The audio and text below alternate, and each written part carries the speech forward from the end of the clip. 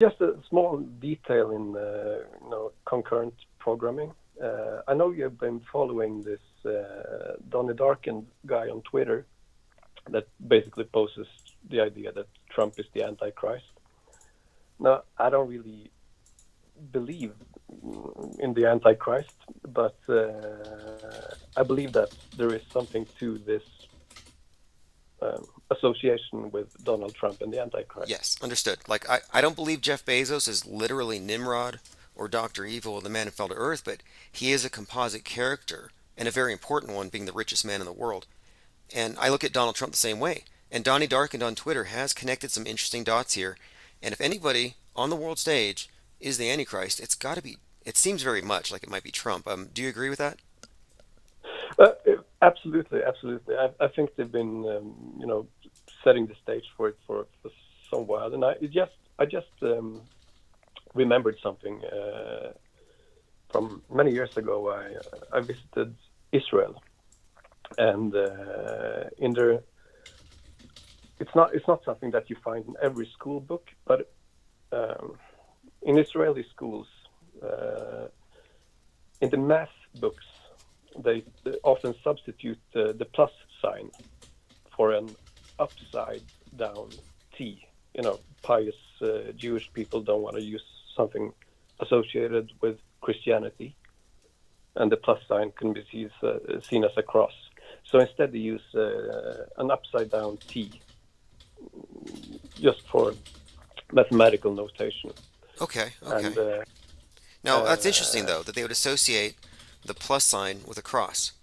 Because I've been decoding this stuff for some time, and I've noted that the symbol of Saturn is often represented by the number 42, and the number 4 is just inherently a cross. And you can see how that is what the symbol means.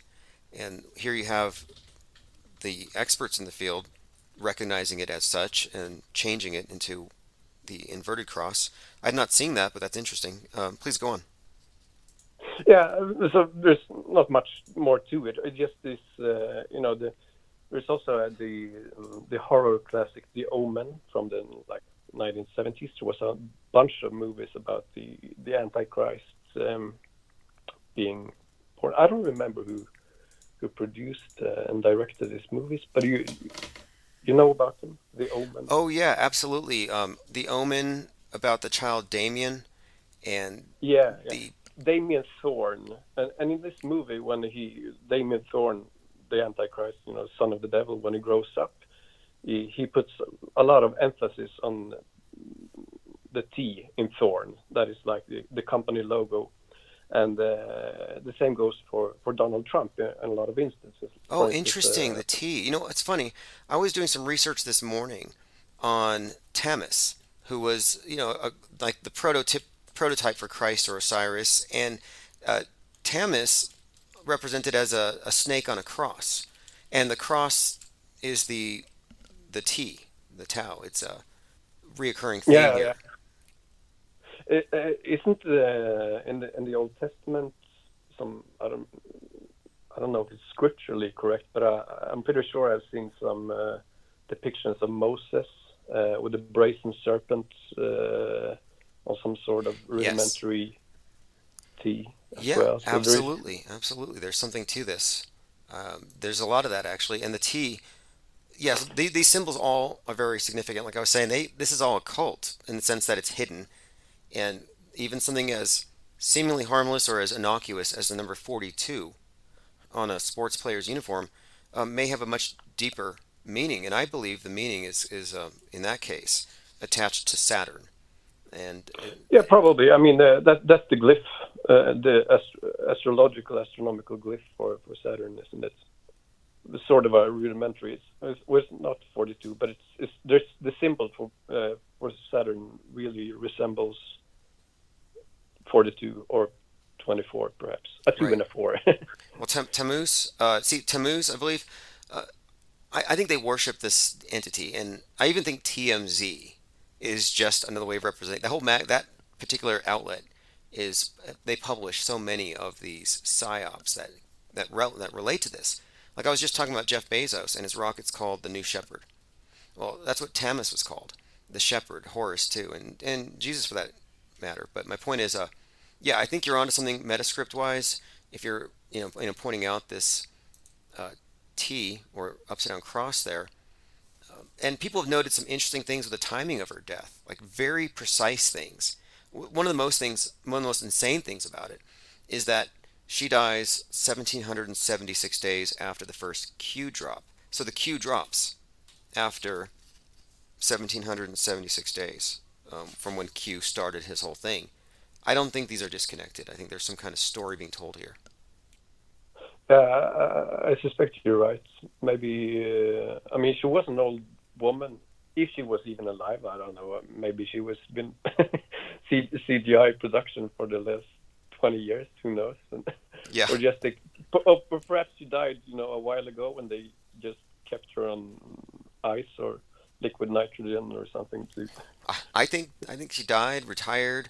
She could still be whatever that is, though. It's so easy to fake something like this with prosthetics, deep fake technology, and we take this into account because we study this stuff. But the average person doesn't know that you could take Greta Thunberg, put her in a studio. Half an hour later, she walks out the Queen of England, and nobody would know the difference. That's how good this stuff is. My point is, Yeah. we don't know, and the timing of the publication of her death down to the minute is so precise. It just tells me there's a bigger story being told here. I don't know what it all is yet, but there is some kind of QAnon connection here, and it's undoubtedly true that Trump has embraced Q within the last few days. Like he's officially the face of Q now. He's not even hiding it. Oh yeah, absolutely. I am. I was. I was. Oh, sorry. Words, vocabulary escapes me for the moment. Foreign language and all. No, I appreciate you Uh, calling it and bringing this stuff up because, like I was saying before you called, uh, this is such a big picture, a big story. These aren't just dots we're connecting. It's a very elaborate narrative spaced out over decades, and it's very yeah. difficult to just write this stuff off as coincidence. And did you hear what I said about Prince Charles? There was this clip where now King Charles, he was talking about a person who has trillions of dollars at his disposal, and that he's the only person that can solve our problems. And people think that this is again going around that it's some kind of reference to some savior to arrive at some point. Yeah. And once again, Trump would be a likely candidate with all his money, I suppose. Yeah, Or perhaps Bezos, the Nimrod character, who knows? Yeah. right. Well, this Trump as savior is definitely part of the story. I'm not saying he actually is a savior. I think this explains in large part why there's so much of this uh, JFK association with Trump. I don't think they're actually bringing JFK back, even though many QAnoners think so. But I think they wanted to brand Trump as this new kind of icon, and I think they appropriated a lot of this stuff. But I'm looking at these images of these QAnoners out there just fawning over him, raising one finger while they play this QAnon song, and I think this guy's definitely got them under some kind of spell. Yeah.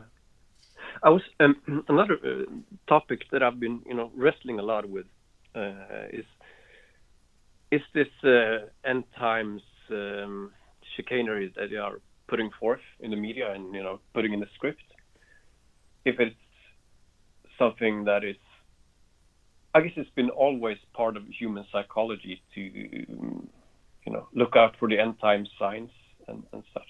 But something that really got me questioning, well, my sanity and everything, was when I found that this X marks the spot to American solar eclipses. I believe you have put it on your Twitter feed. Yes, Couple of yes. hours. When does that conclude? You're talking about the one it started in 2017, right? And Yeah, it, it'll conclude in 2024, in 2 years' time, I believe. So there's a 7 year period between these two eclipses. And what's really got my, cogs in my head spinning is the first eclipse in 2017, the path of, what do you call it? The total eclipse Totality, where you can yes. really see it. Yes, path Yeah, of totality. that cut across 7 cities of Salem in the U.S.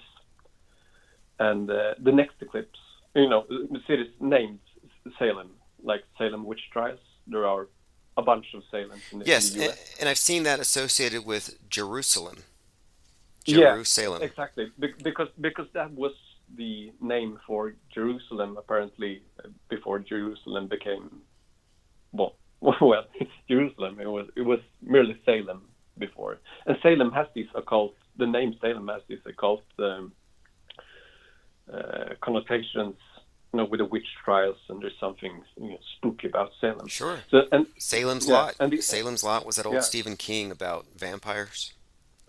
yeah, and likewise the 2024 eclipse will also pass through, and that will take a pretty much totally different path.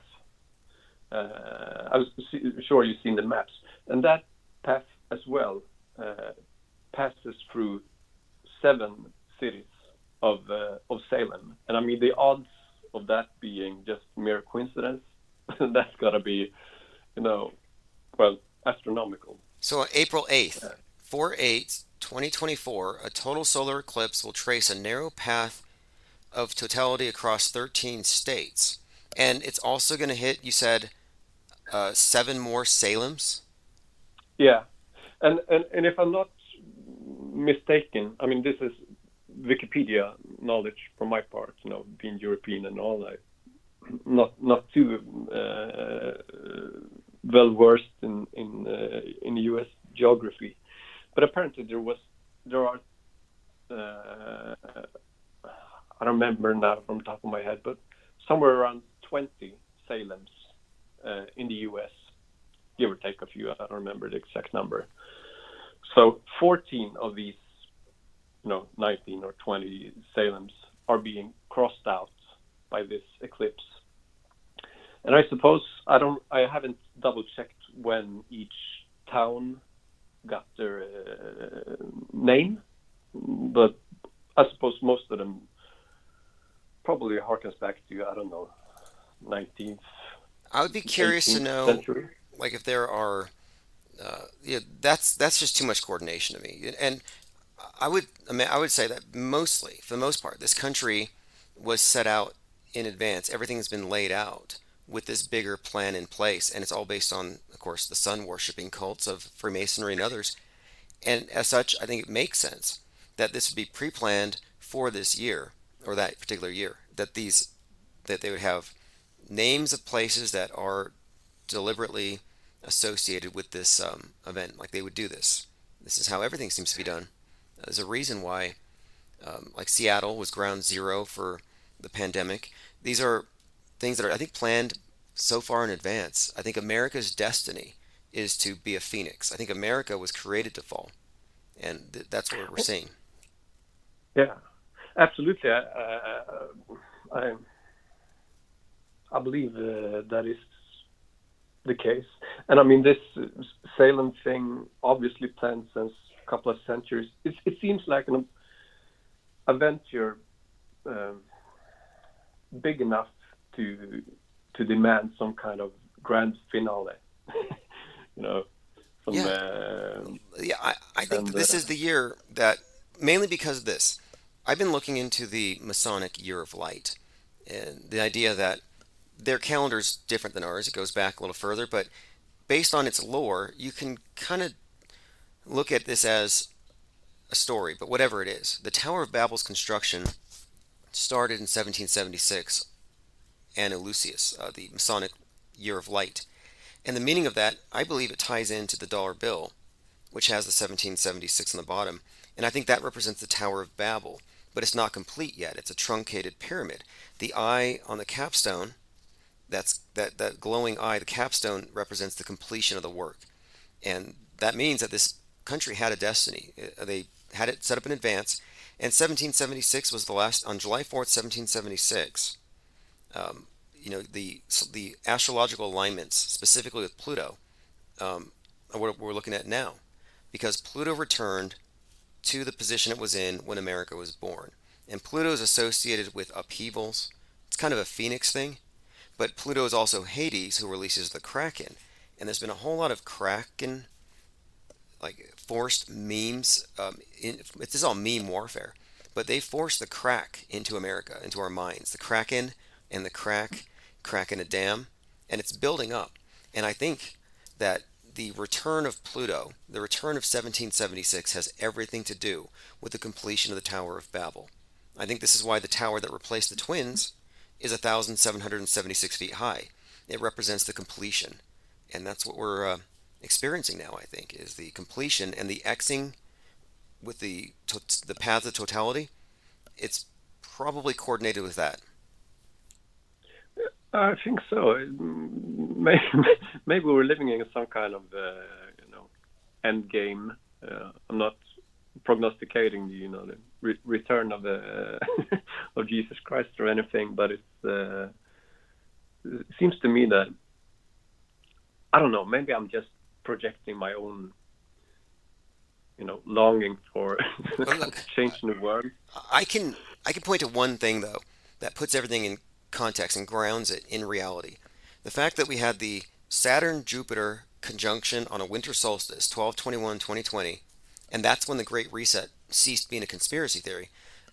That shows the planning, the level of planning that went into the Great Reset. It had to do with a conjunction which we associate with the year zero. And they place a prime importance on dates like this. And the reset date being in 2020, I think the world ended in 2020, and the end is just the beginning. That's the way that this cycle works. And I think that we're on a new age, and it just kicked off with this astrological alignment. Yeah. Speaking of astrology and calendars and such, I don't know if you're aware of there is this in Egypt. There are still Coptic Christians, and they have a different calendar from ours, and their New Year is actually September 11th on our calendar. Yes. So back in 2001, that was the New Year's for the Coptic Christians.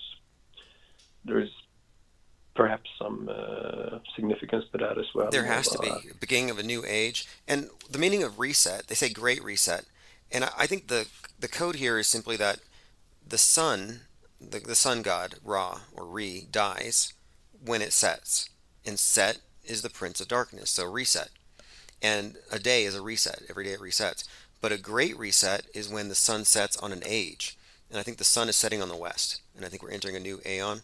I think it starts over. And the Coptic calendar definitely ties into this. If their New Year's is 9/11, then they're saying it's definitely a marker. And it's also interesting that a dog named Sirius died in the towers that day. Yeah. I mean, that's just too much. And the New Year's, the regular New Year's, January 1st, that marks when Sirius, the dog star, again, the joke here, dog star, the dog star reaches its highest point on New Year's Eve, at midnight rather. And then it falls. Yeah. That's why we celebrate the falling of the dropping of the ball in Times Square. Very fascinating. Yeah. And Times Square itself is an occult location. It's encoded. The location itself has some features that someone called in about this.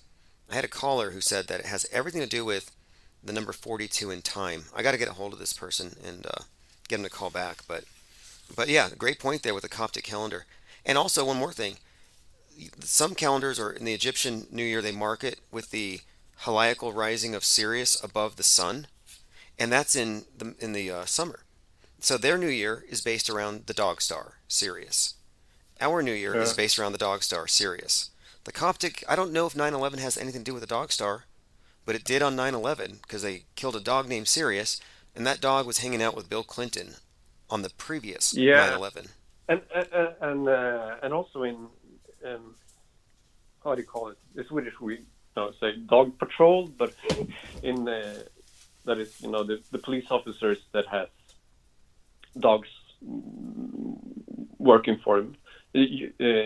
I've seen police cars in the U.S. that have K9 on them. There's a K9, dog. K9 Yes. unit. Yeah. And K being the 11th number, the 11th letter of the alphabet. That is 11-9 as well. So K9. K9 gets you an 11-9, and Sirius was a K9. Fascinating there. Definitely integrated, and it does tie into the Dog Star. And the Dog Star is very significant within the Masonic Lodge. They worship the thing. The Dog Star wakes up Truman from the Truman Show. And the Dog Star is also very important in Aleister Crowley in the New Age. He says, he references it several times, that God lives in a dog. And the joke was that they worship the Dog Star. Yeah. So anyway, I'm not gonna, keep the line occupied all night. But thank you very much, Sim, for accepting my call, and thank you to all your listeners. Oh yeah, fascinating points that you brought up tonight. Definitely a lot of interesting points. Everyone here definitely appreciates your calls, and yeah, please call back anytime. We definitely appreciate the input. Thanks again. Have a great night. Yeah. Yeah. Likewise. Bye. Awesome. All right. And we have the best callers here. And this is an interesting time. And we're looking at the completion of this Xing across the United States by these paths of totality, these solar eclipses. And conspicuously here, these paths go over 14 different places named Salem. Interesting coincidence. Someone in the Discord server just posted a list of coincidences connecting the Lincoln and Kennedy assassinations. I may get into this tonight as well. I mean, this is more examples of this type of scripting of our reality. And I do in fact think that there is some kind of a new Christ or Christ consciousness. There is something they're introducing into the world right now. I think they're going to bring a person. I'm not talking about like a literal savior with like who dies and comes back from the dead, but I think they may have a martyr of some kind. I'm expecting it. I mean, look what they did with the corona, the new crown. And by the way, didn't the queen dies? Was it? This stuff is all very. Again, it's got to be planned. Was it 911 days after the new crown? No.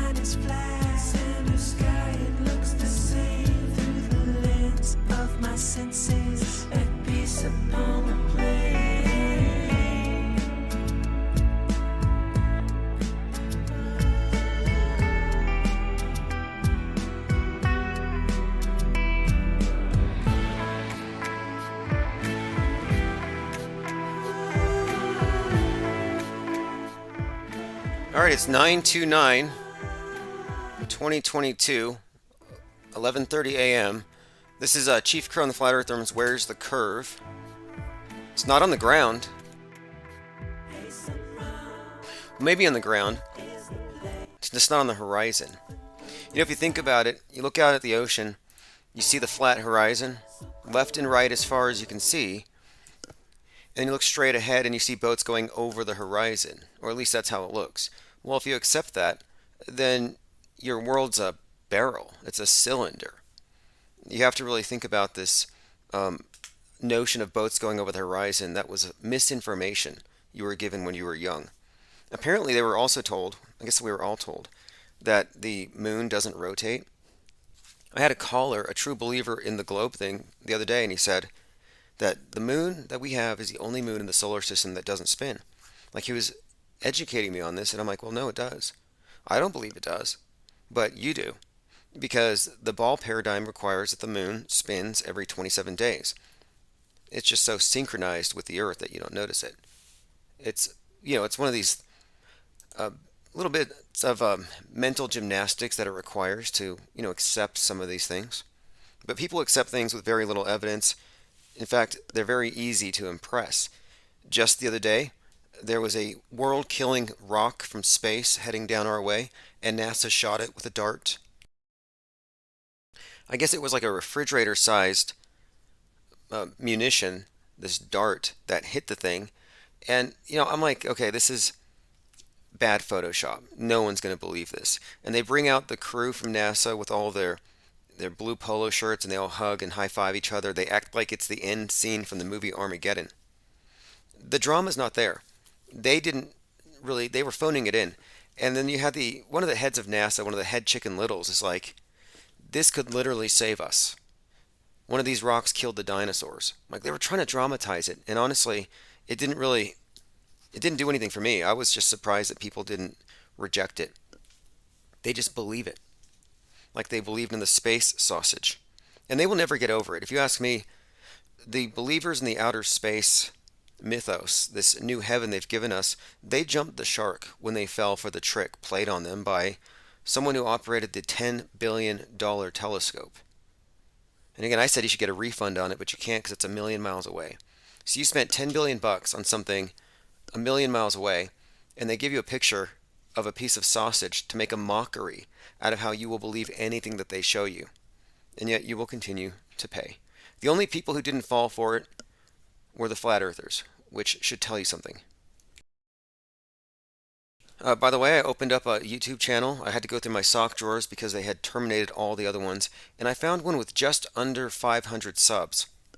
So many of the people showing up here in chat will have thought that the Infinite Plane radio was down for months.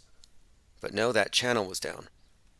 And more will be opening here very soon. We're a couple days away. And I'll say thanks again to all of you who support me on Patreon and on the Infinite Plane Society site and the shop and everything, because that's going to manifest next month. You will see where all of your support is going. We're going to go ahead and spread back out onto 25 platforms as we were before. And we're consolidating. We have like 140 now in the new Blue Wrench Lodge. Echo says, heaven is like the best deli, count me in. Yeah, it's the meatverse that I've always been talking about.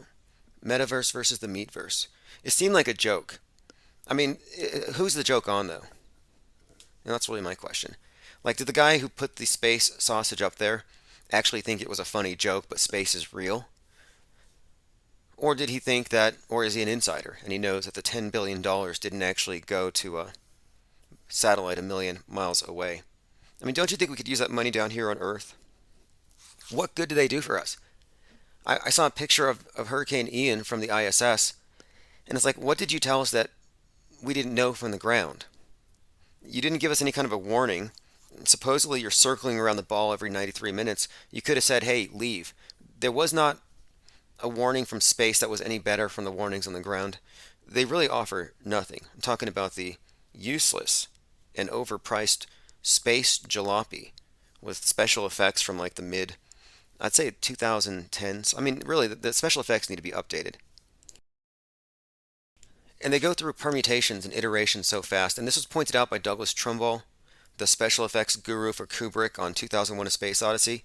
And he was pointing out that their special effects, their cinematography, their work was based on props, on miniatures, on models, on physical, tangible objects in the universe. Just real stuff. Presented in a certain way to make it look like it was, larger than it was. But his point was, their old films look good today. They look convincing.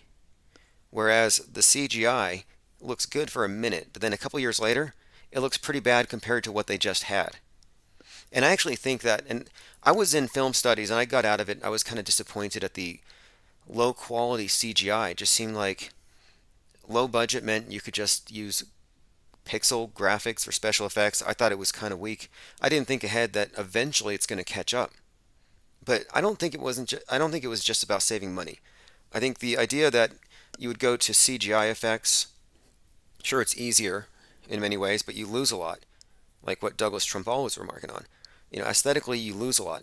But I think there's been a concerted effort to do away with real because they don't want people to have the ability to tell the difference. They want to remove the basis for comparison. I've been watching a show on Netflix called Love and Robots, and whenever they show the characters based on real people, it usually takes me a second to realize, okay, that was fake. This is fake. It's that good. Must be real because it looks so fake. It doesn't even look fake. All right, we're joined here by Peace Circle, Echo, Jenna Lovecraft Reeves, Advanced Settings, Copaesthetic, Rocco Calzone, AJ206, Steuben, AAAA, G-Funk, HIG, thanks for joining, Cubstar. Okay, lots of 737. Lots have showed up despite the fact that we've been, a little suppressed lately. I mean, they have taken down a couple of our main channels. It doesn't bother me at all, but what I do is I take a moment. If they take off a significant channel, I'll take a day off and assess. I don't want to do the same thing every time if it fails in the same way. We have to be adaptable. And the biggest leap we've made so far was moving from, going from rotating chat rooms, like the think tank was always moving to a different channel, and now we centralized it on our own dedicated Discord server, which saves everything, which is very valuable. We had this one troll who's been openly saying, I'm flagging your videos for spam. And that's why I lost 3 channels for, quote, spam. Spam and hate speech. Apparently I'm spamming hate speech. Well, the troll who did it went by several different names, but since we store everything centrally, I was able to search the different names of the persons making threats to have the channel shut down and find, what kind of patterns, what kind of similarities are there. And you can often dox somebody or find out who someone is just by the little idiosyncrasies, the nuances. For example, the one who goes by Reno is always bragging about her IQ. Says it's a her. Says she's 18 and a female. Well, there's another troll that stalked us for years who also bragged about his IQ and also pretended to be an 18-year-old female. I think it's that dude. I mean, I can't prove it yet, but they give themselves away. That's why I don't ignore the trolls. I feed the trolls. Not that I like them, but when they're well fed, they're slow.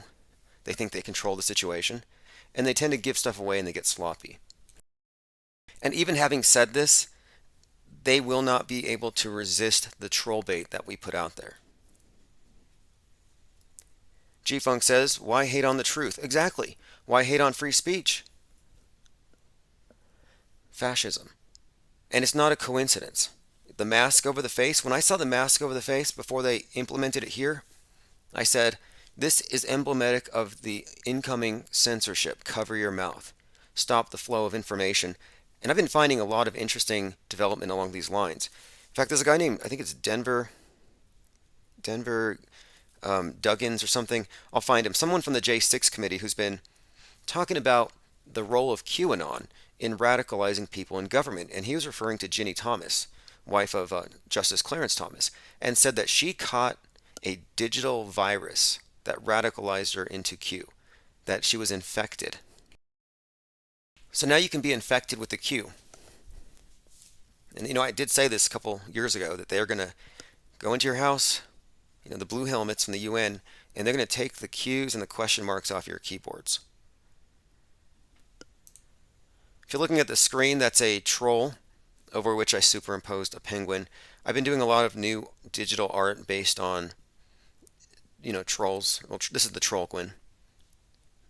And also I've been doing a new series of Penguinati, which you'll see just on the different websites. Just a heads up. Another reason to subscribe to the newsletter. I make it a point to include artwork in the emails. Okay, let's go ahead and go through some of the headlines. There's so much going on today. Marjorie Taylor Greene getting divorced after 27 years. And I don't think this is a coincidence, considering her recent run-ins with Alex Stein. I'm kind of guessing the two of them are going to get together. I think it might be she's trying to beat AOC to the punch. So I'm not a psychic, but I'm making a prediction. Marjorie Taylor Greene and Alex Stein will probably be getting married close to, I don't know. I'm thinking as we get closer to the midterms. Russia warning of catastrophic nuclear strikes. Nothing's happened yet. All this week we're talking about, or last week we're talking about the nuclear tsunamis to hit the West Coast, and now you look how nature just upstages anything the media can possibly try to do. In fact, there was the storms were cited as a reason for delaying the launch of the Artemis rocket. Let's see what we have here. Now, this is interesting too. This is why I think that MTG is going to go after Stein. Stop the Steal organizer, Ollie Alexander. Now, why isn't this guy in jail? I don't understand why this guy's not in jail. Same with Alex Jones. Look, I don't know if you guys are going to like this or not, but I'm just going to start calling Alex Jones a traitor until he admits that he knows, because he's admitted, until he reveals what he's withholding. Alex Jones knows who Q is, and he won't tell. He'll tell Eddie Bravo. He and Joe Rogan will over steak dinner, but they're not going to tell us. So until Alex Jones admits to the world or reveals who Q is, he's a traitor. Anyway, here's Ollie Alexander trying to recruit Alex Stein to launch a primary campaign against GOP rep Dan Crenshaw. And this could be, I think this is even feasible. In fact, Ollie said he would work for free if Stein decides to run, that he would work for Stein and get him elected. I want Alex Stein to run against Dan Crenshaw. That would be incredible. That's a race, and that's a race where I would volunteer my services. I would go live down in the woodlands and work for him for free. If it's putting out signs, knocking doors, or doing Alex, listen to him. If you see this video, Alex, do what he says. That would be epic for America. And the good news is I know some donors that are looking to put money into 2024 challenging him. So I met Alex in Nebraska a few weeks ago, and I told him, I said, you should run against him. He's like, you think? You think? So there you have it. Alex Stein, he has the staff, he has the money. He could potentially run against Crenshaw, on his way to win MTG's heart, if they haven't already. Like, I'm guessing, but look, I said back in January, and I can prove this in Discord, in mid-January, I said after Alex Stein's very first performance at a city council meeting, I said, you're going to see this guy face to face with Tucker Carlson. You can see he's been almost like he's being groomed for it. And I was vindicated. And again, I'm just saying, it seems like it's probably going to happen. Russell Brand, who has the number 33 tattooed on his hand, like Marilyn Manson does, Russell Brand finally realized that YouTube is mainstream media. He came out and he said it. YouTube is mainstream media. It's like, welcome to the club 5 years late, Russell Brand. But he gets a pass because back on his wall here, and I zoomed in, he has a copy of The Secret Teachings of All Ages by Manly P. Hall, one of the, I'd say, foremost Masonic historians. So whatever you think about Russell Brand, he is probably, I'm not going to say he's, out of the suspicion of being a possible NWO shill, but this is more than just surface knowledge here. When you get into The Secret Teachings of All Ages, it shows you, I think, much of how our entire worldview is scripted. It's all this astro-theological cult. In fact, that book has a very interesting chapter on sacrifices, which I might have to go reread. Again, this Manly P. Hall, Masonic lecturer, historian. Joined here by P. Trippa, says 1 month off. That seems weird. Need to catch up. I have that in mind with this new project I'm working on. There's a few things I'm developing, and I'm kicking it off next month once our war chest is refilled. I'm going to be releasing a daily podcast, 5-minute brief, which I'll be using, one, to catch people up on the news for the last 24 hours and let people know what we're going to be talking about that night. And then two, that will be, I think, sort of like NPR. On the top right, it's a constantly updated news feed. It'll be something I can use if I want to take breaks, which will make it easier for me if I want to do longer live streams, 2 hours, 3 hours, to have something to intersperse. Because not everyone can be tuned in 24/7. They give us 48 hours of news media to consume every 24 hours, knowing that it's too much for you to swallow. So you have them. That's why most people just line up and they have big MSM motherbird chewing up, pre-masticating their food and spitting it into their little beaks because they can't do it for themselves.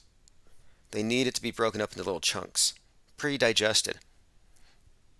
Well, we don't have to deal with that because there's enough of us here to parse the news, to see what's real, what's fake, and to keep abreast of things. And I'll tell you what, though, in terms of our breakdown of the Metascript, we have been 100% on point. I think there might be a connection between what William Shatner said when he said there's going to be a catastrophic event last October. There's a correlation, I think, between that and this warning from the U.S. that Russia will experience catastrophic consequences. Seems like a code word.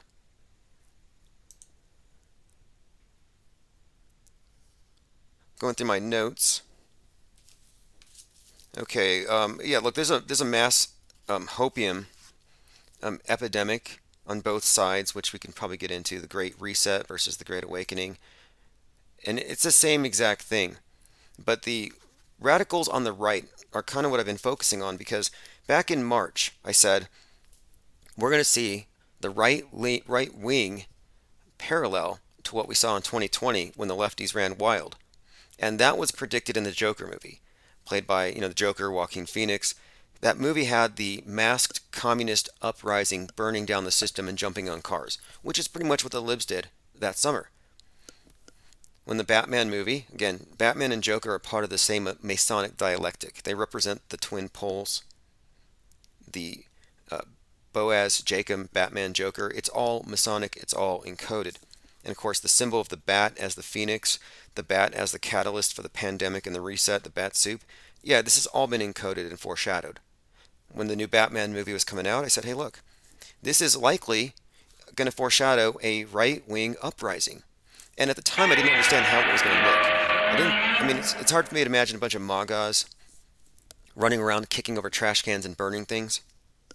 Like, they don't really do that, and that wouldn't make sense. Then I thought, well, maybe it's going to be, like the Proud Boys. Well, now you have emerging the Patriot Front, and they really made, I think, their first appearance when they came out of the U-Haul. The 33 of them, admitted informants, according to one of the cops there, they came out of the U-Haul van on 6/11.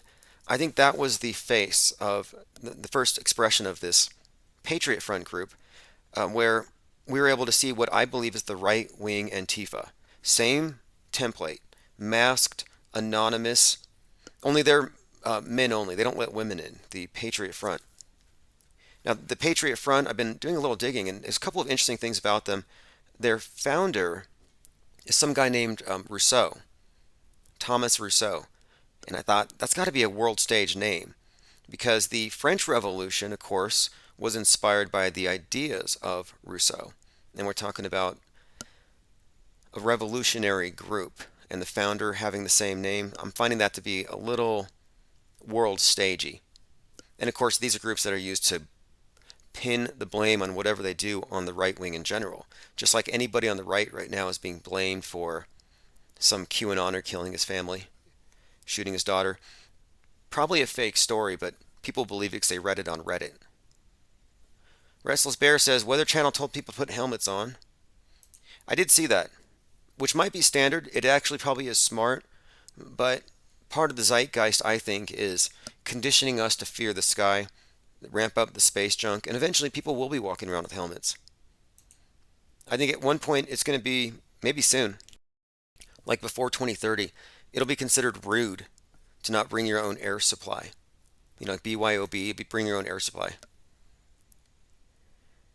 Now here's a new development. We have Giorgia Meloni being Italy's first woman prime minister. And then in outer space, you have an Italian woman taking command of the International Space Station. And this would be the ESA astronaut, Cristoforetti, the first European woman commander of the ISS. The pattern here, of course, is the first female Italian, above and below, as above, so below. What does this mean? Could mean, I'm not sure exactly what yet, but I kind of would correlate this with what I've seen on Netflix and HBO and Amazon movies where every single show has a strong woman taking over. Every single one of them. Even the one about the space station, the one called the 100, where it's called the Ark, and the space station falls, season 1, episode 13.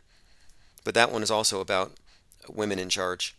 And I think this is all predictive programming to get us ready for Kamala.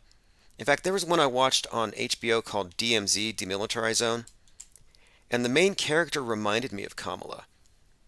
Kamala visits DMZ amid tension over North Korean missile launch. And the show DMZ is about a post-Civil War America. It's a television series. A civil war breaks out in America and Manhattan becomes a demilitarized zone. And in this one, of course, it's very interesting. It shows you, it's pretty obvious what it's really about. It's kind of this communist utopian thing where America gets put in its place. It's probably worth watching, but I think it's foreshadowing. Going through some comments, joined by Heidi Belanger says, happy to catch a live. Yeah, hey, we're going to try to maintain a consistent schedule. We've just had a few little bumps here and there, but we're also working on a whole lot of things behind the scenes. Little short civics lesson on a meme here. Who can name the 3 branches of government? Corporations, pedophiles, and the media. Eventually they're going to ban memes altogether. They'll say that's not factually correct. They don't like jokes. They don't like memes because memes convey ideas that are easy to write off as a mere joke. Art is a good way to couch ideas that mean something, which is why there's always so much control over the arts. That's why every single music video you see out there is slathered with satanic symbols. Why do you think that is? It's because they have monolithic control over everything, culturally speaking. Now listen to this. This is PM Jacinda Ardern, Prime Minister Ding Dong, calls the internet a weapon. The internet's this is interesting, her wording here, a weapon of war. Your free speech is a weapon of war. This week we launched an initiative alongside companies and nonprofits to help improve research and understanding of how a person's online experiences are curated by automated processes. This will also be important in understanding more about mis- and disinformation online, a challenge that we must, as leaders, address. Sadly, I think it's easy to dismiss this problem as one in the margins. I can certainly understand the desire to leave it to someone else. As leaders, we're rightly concerned that even the most light-touch approaches to disinformation could be misinterpreted as being hostile to the values of free speech that we value so highly. They value so highly. This is, again, after Brenton Tarrant was used as an excuse to curtail everyone's ability to live stream. They're constantly creating these situations where one person's action can be blamed on an entire group. And the war has always been on the individual.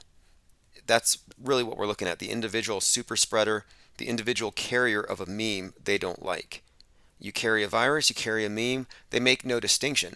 And I'll get to the clip where that J6 guy is talking about Ginny Thomas having a, quote, digital virus infecting her mind. But while I cannot tell you today what the answer is to this challenge, I can say with complete certainty that we cannot ignore it. To do so poses an equal threat to the norms we all value. After all, how do you successfully end a war if people are led to believe the reason for its existence is not only legal but noble? How do you tackle climate change if people do not believe it exists? How do you tackle climate change if people don't believe it exists? Right. Set yourself on fire on a tennis court. Glue yourself to priceless artwork. Play in the freeways. That's what they normally do. Now, I'm in favor of most of the above. Like, if you are an eco-terrorist, eco-fascist, please go ahead, get yourself arrested. The sooner you do, the sooner you minimize your carbon footprint. The sooner you cease being a climate hypocrite and a climate criminal. The guy who set himself on fire on the tennis court survived because, while he was protesting private jets in the UK, and he survived because he didn't use the right accelerant. He should have used jet fuel, but he was probably worried about his outgoing impact on the environment. Okay, let us continue. Ukrainians forced to vote at gunpoint in fake referendums, breaking points with Crystal and Cigar. This video has a picture. There's a very famous face on the screen here. It's this crisis actress who just resurfaces every few months, but she showed up again. We're keeping up with the crisis actors, but they're recycling everything. They're so green, they recycle their crisis actors.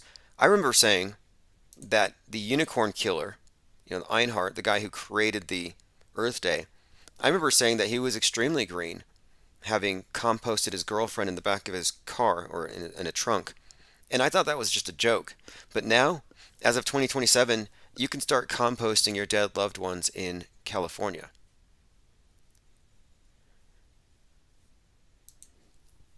Coolio dead at 2022, rapper killed by internet death hoax. Yeah, this is a strange one. Earlier in the week, his name showed up and it said, internet rumor, victim of a death hoax. This is one of these viral celebrity death hoaxes. They happen all the time. Anyway, this preceded the actual death, or supposed death. I mean, when it comes to world stagers at a certain level, I don't know who owns or controls them or writes their stories, but I have no reason to think that their exit points are random. Generally, I don't. I don't have any inside information on that one. I haven't done any breakdowns on it. But for example, when DMX supposedly died, that was definitely coinciding with Easter, and the trending memes that entire weekend were both relevant to Jesus and DMX, and you got the idea this was a coordinated ritual. I mean, there's a lot of this. A lot of these celebrities, I think, are just used as conduits for the world state to not just pump out propaganda, but also as ritual props. And I say ritual because, everything's very culty. It really is, and the symbolism is undeniable. There's no mistaking the resemblance between the Great Awakening and the Great Reset. You're saying there's a difference between the far left and the far right? Like, it's an oversimplification to say they're just the same thing, because they're kind of not. The people on the left are way less in touch with reality. That's just a fact. It's the unconstrained versus the constrained vision. But despite that, the right has also fallen prey to utopianism. And the idea of the Great Awakening and the Great Reset both entail universal basic incomes. They just call them different things. They both entail something of a revolution, getting rid of the other side or phasing out their ways. But these are competing visions that leave us in the same exact place. I think this is, again, narrative and counter-narrative. I don't think one is better than the other. I think the Great Awakening and the Great Reset are both part of this transition into the New Age anyway. The Great Work, as the Masons call it. The Greta Reset, which is the easiest way to describe it. And I say this because what Greta proposed, what she represents, is what this New Age is about. It's the Green World Order. Like those environmentalists setting themselves on fire in public, like the guy who did it on the tennis court. Yeah, those are saints. Those guys are martyrs. We're to admire that. They're protesting the conditions of an inhumane system that's destroying the world and disproportionately affects the poor. I mean, this is all their script writing. Do you remember back in January, like the 9th, on the 19th story Bronx building fire? You had this fire in the Bronx started by space heaters. And you know who they blamed? They blamed Republicans. They blamed people who don't believe in climate change. Your unwillingness to believe in climate change has angered the globe. And now it's made it so cold through climate chaos that the poor are forced to use space heaters because the rich have destroyed the environment. So the rich made the weather go bad. The poor suffer the effects. They buy cheap space heaters and those burn down their buildings. I love their reasoning. After the San Bernardino mass shooting at a Christmas party by Islamic terrorists, Bill Nye the Science Guy came out and he said, no, that was caused by Americans who don't believe in climate change. I'm like, what? Yeah, if you don't believe in climate change, you cause on the other side of the world, you cause their farmlands to dry up. They move to the cities, but there's no jobs there because of war. And why is there war? Because of oil. and the oil is the cause of the climate change. So it's this vicious circle, and those would-be farmers are now resentful against the West, so they come to America and they kill us, but it's our fault. Or it's your fault if you're on the right and you don't believe in climate change. I think they said that misinformation is the #1 cause of death. That's from the FDA. And the disinformation. No. Misinformation is the #1 cause of death. Climate change is the #2 cause of death. So you don't believe in climate change because of misinformation. Maybe you don't take the news seriously when they tell you to evacuate or something. Like, they're finding ways to pin every single death on their political opponents, just like they did in 2020. Aide to California state attorney accused of running an occult police force claiming to be 3,000 years old. BusinessInsider.com. This is from a few years ago. A little background on Kamala Harris. One of California Attorney General Kamala Harris's staffers was arrested and accused of operating a rogue police force that claimed that it existed for more than 3,000 years. Suspicions about the Masonic Fraternal Police Department, whose members trace their origins to the Knights Templar, were aroused when various police chiefs in Southern California received a letter that announced a new leadership for the group. A leaked letter. Following an investigation, officials said sheriffs and investigators searched 2 sites in Santa Clarita and found badges and weapons and uniforms and law enforcement paraphernalia. Detectives conducted an investigation with several other agencies and determined that the Masonic Fraternal Police Department was not legitimate. Or so they say. The Times called attention to their website that represented it, and the police state is widely respected and operates in 33 states. So it's in 33 states. And we're talking about a fraternal organization that claims to be operational throughout the world. The first police department was created by the Knights Templar back in 1100 BC, the site says. When asked about the difference between the Masonic fraternal police departments and other police departments, we were here first, they say. Now, one point about this. The Knights Templar went underground in 1312. That's when they were totally a secret society, and they cropped back up as the Masons in 1717. You can find the symbolic links between the police and the Masons, the color blue. Very easy to discern. But during 2020, I noticed the protesters against the police were spray painting 1312 everywhere. I'm like, why are these protesters spray painting a year, 1312? That's very significant to the Templars. And I considered, well, maybe it's because the police are controlled by the Templars. Maybe this is some kind of, because I assume these protesters are all controlled by the same puppeteers on both sides. The protests, the counter-protests. So 1312 to them might mean all cops are bastards, ACAB. But I think it has a double meaning. I think it means we're in control. We control both sides. They look like they're protesting against us, but they're actually putting our slogans out there. Plus, it's part of the black and the white, the dialectic. That's why I mentioned the Batman and the Joker. It's all about they control both sides. And it is true that the Proud Boys were started by a Fed. It is also true that the Patriot Front is likely just the same. I mean, we're looking at controlled opposition. That's why I'm only advocating inactivism. I don't believe it makes sense to line up behind any group. Echo says the DMZ will be Times Square. Yep, could be.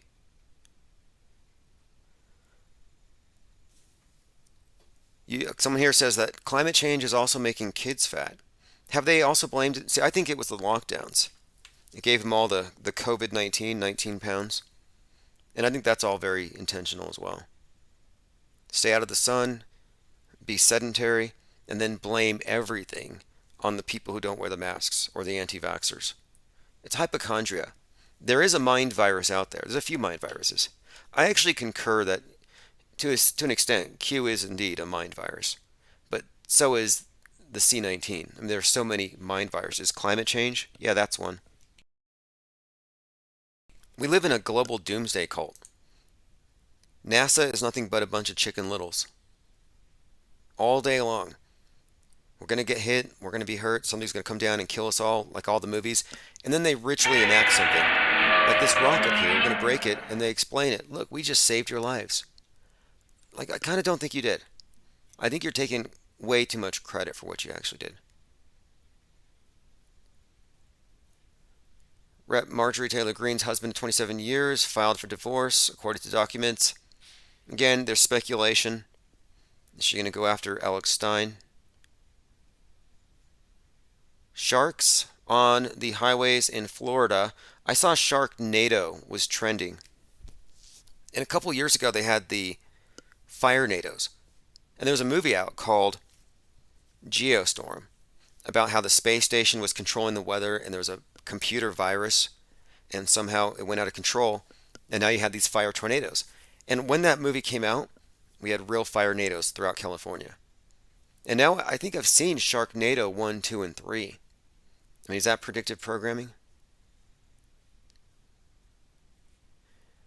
Other news, we have the Nord Stream gas pipeline breaking. We'll see what happens with that. You know, 1 minute it's a provocation, the next minute it's an accident. We'll see. It's like they make this stuff up as they go sometimes. I know there's a bigger script, but they must have some flexibility. And Joe Biden, I don't believe that the guy is senile. It's too perfect. He's talking about something and he brings up Jackie. He's like, where's Jackie? Where's Jackie? Referencing the person who died in a car wreck a month before. And I'm just thinking, okay, this is made for TV. This is made for TV dementia. It's meant to be believable. And I think it's part of an operation. I think the operation is, like the agenda is, let us bring this guy down in front of everybody and make a big show about the inadequacy of our form of government. And I think it also comforts the left.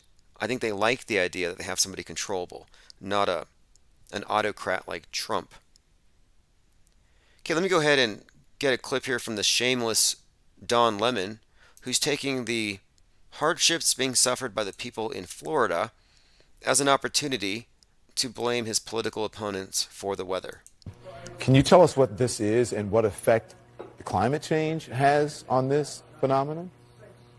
Well, we can come back and talk about climate change at a later time. I want to focus on the here and now. We think the rapid intensification is probably almost done. There could be a little bit more intensification as it's still over the warm waters of the eastern Gulf of Mexico, but I don't think we're going to get any more rapid intensification. If you look here, you can actually see, pretty interesting for your viewers, you can actually see a second eye wall forming around the inner eye wall, and that's basically the second eye wall has overtaken the original eye wall, and that should arrest development.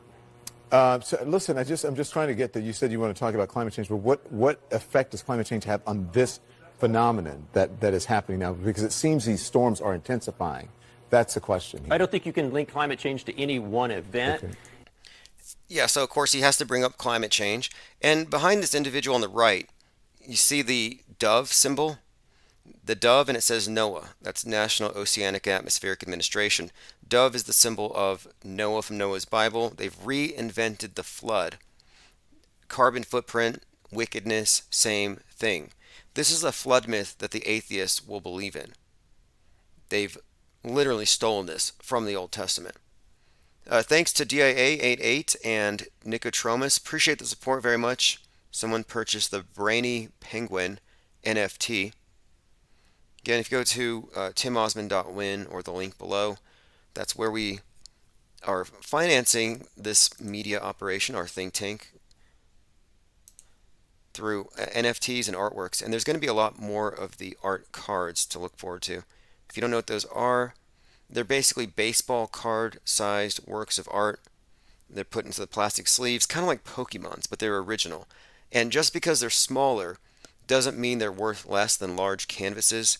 And I used to sell art cards exclusively just on eBay. And I think it's a good way to support artists, support this channel. Other people on the Discord server are also involved in this. and it doesn't take up a lot of space from the perspective of a collector. Kind of like NFTs, you have them in your wallet, but these are actually tangible. And I'm kind of bridging the gap where many of these art cards that I'm putting out there will have an attached NFT, because if you put it on a public ledger on a blockchain, you can have it listed on sites like Amazon later, which is something I'm working towards. This is a tweet from Michael Savage, who says that Obama killed Netflix, and according to some writers, every show has to have someone who looks like Michelle or Barry. Doesn't matter what the movie's about, but they're trying to get, apparently they have that kind of creative control, according to Michael Savage. I'll look into that. Michael Savage is an interesting one. You have a lot of very talented communicators, pundits, and entertaining people, but it's fascinating to observe them from the off-world stage perspective, and you can see what blinkers them. Like in his case, he's definitely, from what I recall, his whole thing was, about borders, a huge thing about borders. And one of the reasons he believed we needed borders was because the unvaccinated immigrants could get in. So he's kind of an outlier in the sense of being a self-proclaimed epidemiologist and hyper pro-vax. But the vax border thing is a very interesting concept as well. I talk about the division politically that they've created, and I think it's notable that the pro-vax side, the ones that are pro-mandatory vax, the ones that are like really for it, yeah, they also believe not only should your skin be porous to the government, but your borders should not exist. They're the open borders crowd. Open borders, open skin. What's the difference? And then on the other side, the ones who believe in self-defense with the gun also believe in strong borders, and it's that side of the fence where you find the anti-vaxxers. So they believe in border integrity for the nation, for their homes, that is with the guns, and then for their bodies with their skin. So one side is open borders in every way imaginable, and the other side is closed borders in every way imaginable. And that's what I think that they created here. It's a perfect dichotomy, and it's not meant to be reconciled. That's why I say it's guns versus needles. And it's pretty evident when you look at the marches. I was looking at the Roe v. Wade, which was all triggered. That's all just a psyop. They had the exact same thing. I mean, this is just a repeated story. Roe v. Wade, starting with a leak 50 years before, everything's been repeated here. But the agenda was, you get the right-wingers agitated that Biden's going to take their guns. We're going to regulate your guns. You get the lefties agitated that the right wing's going to regulate their wombs. So it's the guns and the wombs. Now this is representative of the male-female schism as well, as it relates to the left and the right paradigm. Guns and wombs. It's not hard to understand how Freudian this is. And also I want to bring up again that the founder of Netflix, first CEO, was a blood or is a blood relative of not only Edward Bernays, but also Sigmund Freud. I mean, what are the odds? Of course, Netflix's founder being related to Edward Bernays says a lot anyway, because Edward Bernays pretty much invented the, public relations, the father of public relations. His great uncle, this is again the Netflix CEO, Mr. Randolph. His great uncle is Edward Bernays, a nephew of Sigmund Freud. That's the part that I find interesting, because Sigmund Freud is where you would get all the unconscious, subliminal attacks. That's where they would figure out how to really get the messages past your conscious filter. And that's why they go for very primal fears. For example, I'm going to grab your guns, going to grab your wombs. Like, what do you think they're doing? Very primal fears. I'm going to play a clip here from CGI Joe warning you to get your vax before you head out for the hurricane. Where hurricanes often strike, like Florida or the Gulf Coast or into Texas, a vital part of preparing for hurricane season is to get vaccinated now. Everything is more complicated if you're not vaccinated and a hurricane or a natural disaster hits. Let me be clear. All right. Okay, here's the picture. How many more times is this woman going to get injured? And this was actually posted by Ian Cheong at StillGray on Twitter. Very large accounts. This isn't fringe anymore.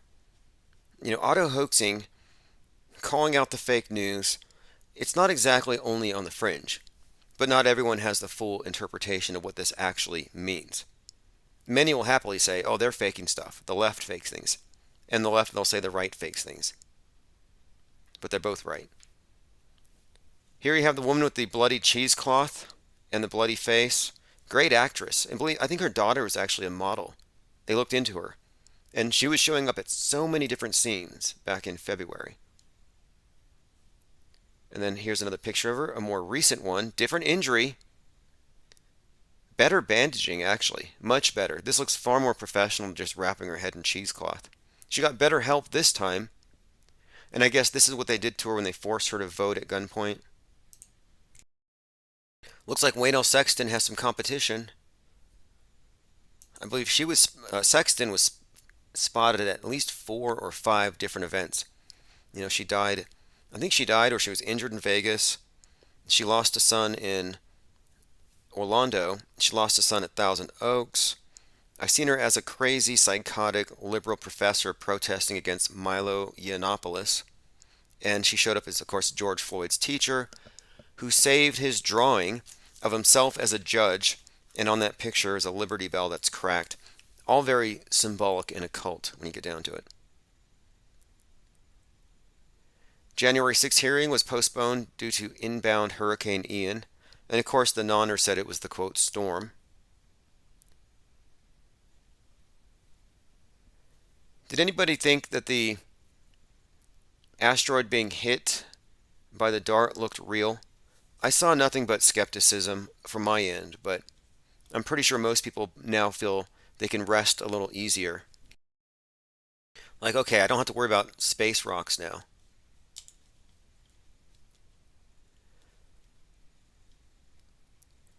Battery 79 says, Michael Savage's son founded Rockstar Energy Drinks and sold it to Quaker Oats and made billions. I didn't know he sold it, but I remember looking at the Rockstar drink. And let me point this out, because people often point out how let me see if I can find it. Yeah, the Monster drink has the 666 on it. It says Unleash the Beast, has the upside down cross, uses the word MILF on the back. Horrible influence. Bad for your mind, bad for your body. I mean, this has been explained by a number of alarmists experiencing a little bit of that satanic panic. But I remember looking at the Rockstar, and if you turn their star upside down, it does look like a Baphomet. Like, that's hard to deny. The 2 R's when upside down give you the goat horns.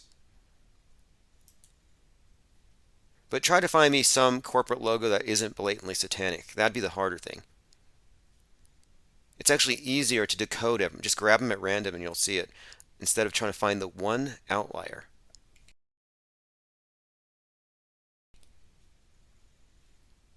Jackie Jack says subconscious, not unconscious. Yeah, thank you for the correction. Subconscious.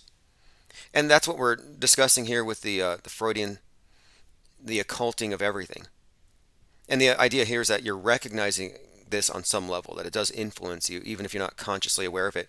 Like, I think the constant drumming of the sky is going to fall, rocks from the sky, climate change, nukes, ICBM, they have a myriad of different ways they can terrorize you with the sky. And that constant repetition, I think it might have an impact. I think they're trying to train us to become more agoraphobic and scared, maybe raise our baseline anxiety. And I think this might be something that's very effective to us on a subconscious level. Like, I look at my dog whenever it gets cloudy out and it's going to rain. He's my weatherman. If he's shaking and quivering in the corner, it's guaranteed to rain. And because on a very deep level, he understands, yes, it's terrifying when it's stormy out and you get soaked and wet in the lightning and the thunder.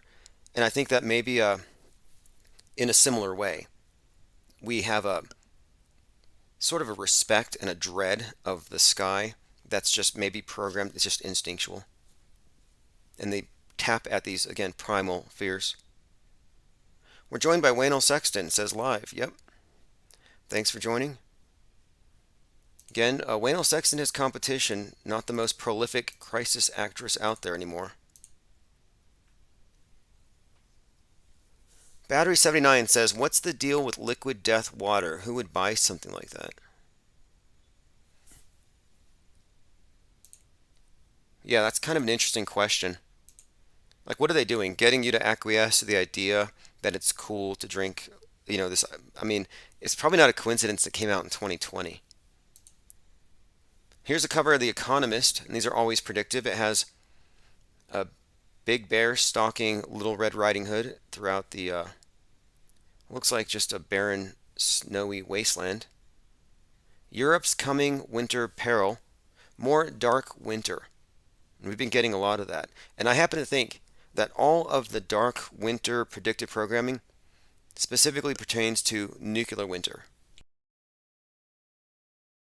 I don't think it's just the cold weather. It's not climate change. I think it's nuclear winter. All right, let's move on.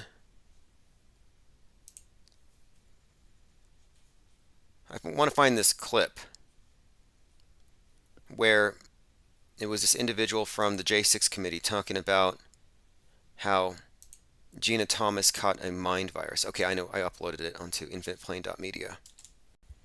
I have to play this clip because they're making a really strong case here that you can catch a virus digitally and become a carrier, and it radicalizes you. In other words, it infects your thoughts.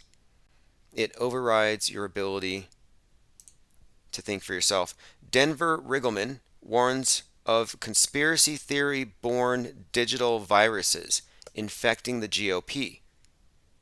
Digital virus that metastasized in the GOP. It's an infection. I'm going to play this clip.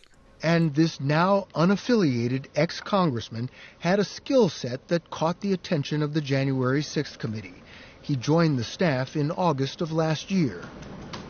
Riggleman's data team was first to identify a telephone number in Meadows' texts belonging to Ginny Thomas, wife of Supreme Court Justice Clarence Thomas. Thomas texted links. This is from 60 Minutes, and what they're explaining here is that Ginny Thomas was sharing a lot of the Q posts that were and postings that said that they're going to round up all the Democrats and put them onto barges and then execute them in Guantanamo. And she's saying, I hope this is true. And again, the fact that she's the wife of Clarence Thomas raises some eyebrows because it shows you look how high up this Q virus has moved. Tied to QAnon, including this one, saying the Biden crime family and ballot fraud co-conspirators are being arrested and detained and will be living in barges off Guantanamo Bay to face military tribunals for sedition. She added, I hope this is true. What did you think of those Ginny Thomas texts? Actually, as far as academically, it was... I hope this is true, though. Like, do you hope this is true? We've been talking about hopium. There's a mass hopium epidemic, almost as bad as a fentanyl. So you got hopium. You've got something else, this desire for an end. They hope for the end. I used to call it doom hope.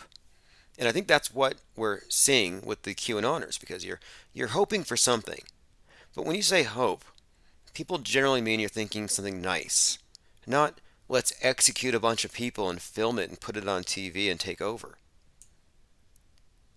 And that's what I would call doom hope. By the way, there's a message on the screen from Nicotromus. He says, fix my name on the Discord. Is that from... I'll fix it. If you want your name changed in the Discord server, just at me, and I can update your names. And also, if you say hi in the Discord server, I will give you a blue wrench. I recommend, if you go in the 24/7 chat server, turn off notifications, because we get chats all day long. And you can just drop in at any time. And there's always people in there. All right, let me go ahead and continue. This is Denver Riggleman. He's with the January 6th committee, describing the digital virus that has taken over. Hellaciously insightful.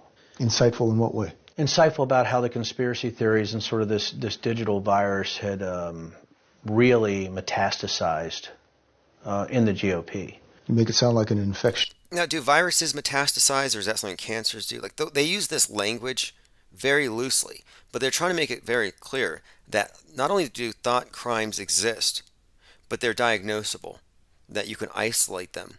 You can find these thought crimes, find these carriers, and presumably waterboarded out of them. I mean, how do they get rid of these mind viruses?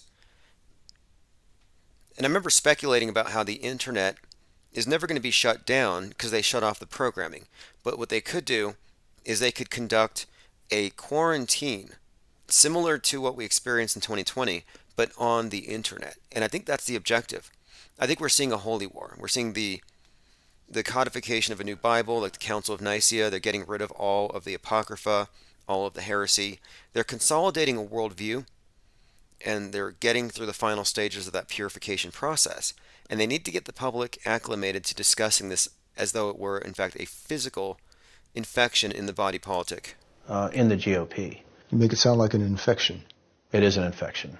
But Ginny Thomas specifically, to see somebody like that who has that type of access to the president and married to a Supreme Court justice pushing that type of nonsense to the chief of staff to the president, that should be an eye-opener for everybody. All right, there you have it. Problem, reaction, solution. They're introducing us to this new problem. They're using Alex Jones as a battering ram against the First Amendment. Nothing new there. The question is, how complicit are these various media personalities in what looks to be the controlled demolition of our First Amendment? I mean, it's already been destroyed culturally, where you have people who are targeting channels like this so they can censor it. Why would they want to censor it? Because they don't like it, which means they want to deny the freedom of others to like it. They do not want others to have the freedom to form their own opinions. And that's shameful. And to the trolls out there, the ones who have made themselves known lately, like Reno and Cookie, you should be ashamed of yourselves. You're very anti-American. In fact, the guy Cookie was saying that I need to be in jail for what I'm saying. And I think that you need to be in jail because you're a traitor. You should be in Guantanamo, to be quite honest. I mean, if you think about it, what we're looking at here is the real insurrection. And it's not against this fake government, world stage, WWE, never-ending reality TV show business for ugly people. The real insurrection is against the individual, freedom of conscience, the ability to conscientiously object from the Psywar. Like, I don't want to participate in this BS.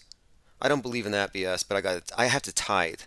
I don't believe in angry flood gods, but I got to pay because of my carbon footprint, which they designate as a new form of sin. I don't believe in your religion, but I got to put on your face hijab. I don't believe in your concept of sin as you've described it and how it's spread from saved to the unsaved. So I don't need to constantly douse myself in holy water hand sanitizer. But again, you don't have a choice.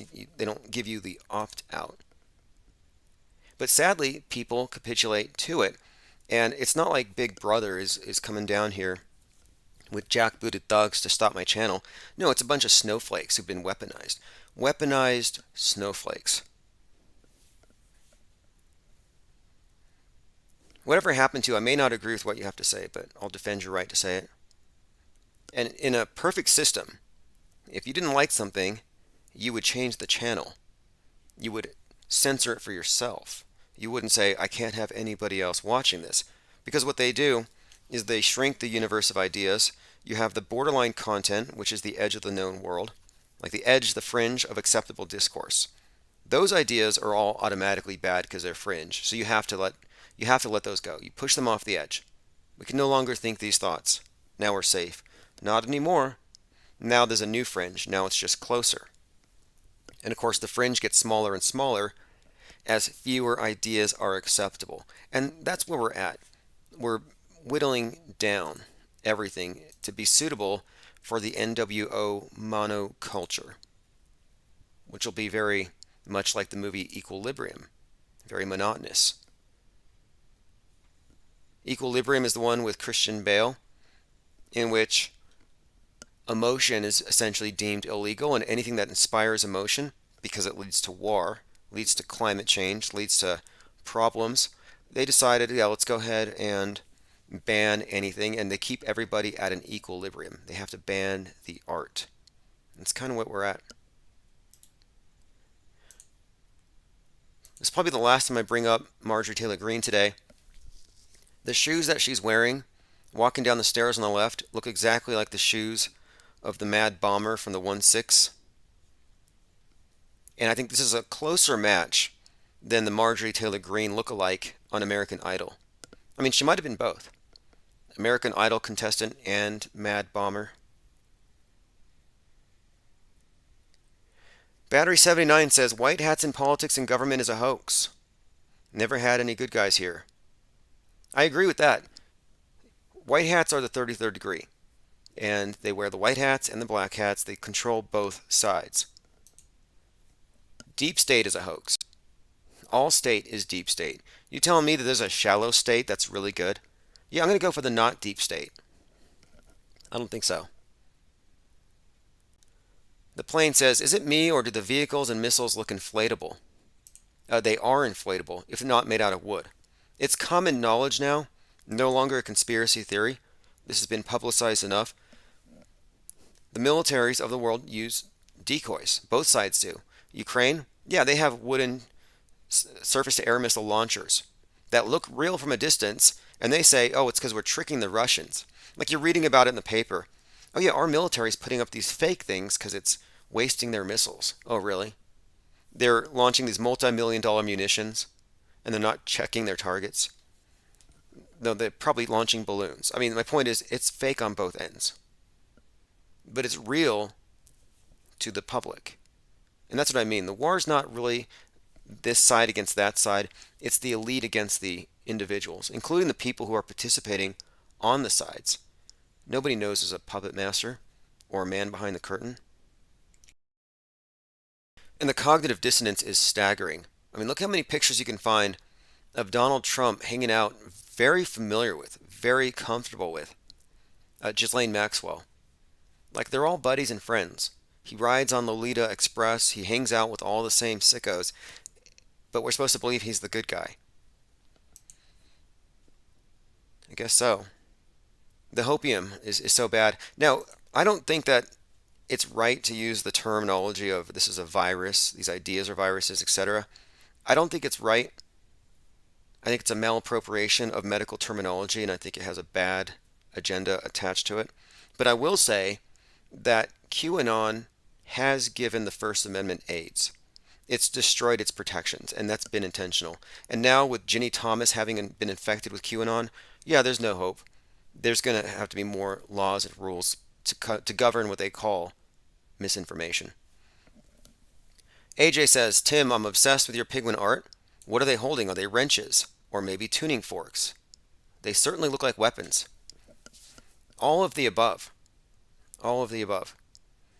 The wrench originated in the YouTube chat rooms. We used the wrench, which is the avatar given to the moderators. Everyone was moderated once they were vetted. In the original format, you had to email me to get a wrench. We built up a cadre of wrench-wielding penguins, and this kept all the trolls out, and we had a pretty clean think tank. Very productive night after night. So we adopted this as a symbol of, one, order. So yeah, it's a weapon. But two, it's a symbol of deconstruction because we're taking apart mass media myths. So it's not even a destructive tool like a hammer necessarily, but it's more about the careful and artful deconstruction. I mean, we can take it apart, put it back together. It's not blunt force. Now, it could also be a tuning fork. It could also be some kind of electro-pulse weapon. I mean, I've seen various ways that these things are used, but for the most part, the wrench is a symbol of order out of their chaos. We're not just calling things fake for no reason. We're discerning between fake and real and noting the difference because they don't. They blend the two together on purpose. And the more we distinguish between the real and the fake and we make these distinctions clear and we can call them out, the more we separate. Not into an antagonistic stance, but into a parallel. That's why I say what we're doing here is it's the creation of a parallel media where we are objectively observing the world stage as such. And this isn't something you can do on any other platform because they're all compromised. They're all on the world stage and they accept most of its basic assumptions. I mean, if your starting point is we're on a spinning ball falling through a vast infinite gulf of blackness and there's no point to anything, we're just intellectually superior animals. But there's no meaning to anything. No coincidences mean anything. There's no higher power, and everything just goes dark eventually. We're just an accident. The mind is a byproduct of the wetware in the skull. If you're one of those moral relativists and nothing means anything, you have a completely different frame of reference than someone who maybe perceives that there is a higher order, and the elite that control the media know it and encode it into everything. So we're here recognizing patterns. Patterns, I mean, that's a huge blind spot if you ask me. The public's taught not to recognize patterns, that it's a conspiracy theory, and it's all gaslighting. It's a conspiracy theory that we're experiencing a great awakening, that there's some kind of a massive shift for humanity. That was a conspiracy theory in the summer of 2020. But then, about December of 2020, as we got close to the Saturn and Jupiter conjunction, they bring out Darth Schwab from the WEF 666 to say, welcome to the Great Awakening, we're going to build back better. No coincidences there. It was specifically timed to go along with the great conjunction of Jupiter and Saturn on the winter solstice, which symbolized year 0 of the new age, because the last time we had that conjunction on that night was 2,000 years ago or so, when Jesus was born. This is from May 13th, 2020. Our new religion. Government is the church, globe is the God construct, COVID-19 is the devil, carbon pollution is sin, infection is possession, hand sanitizer is holy water, scientists are your priests, the nurses are your nuns, tracer agents are your inquisition. Social distancing, face coverings are puritanical religious customs. Anti-vaxxers are heretics. Conspiracy theorists are Protestants to the MSM Church. Space is the new heaven.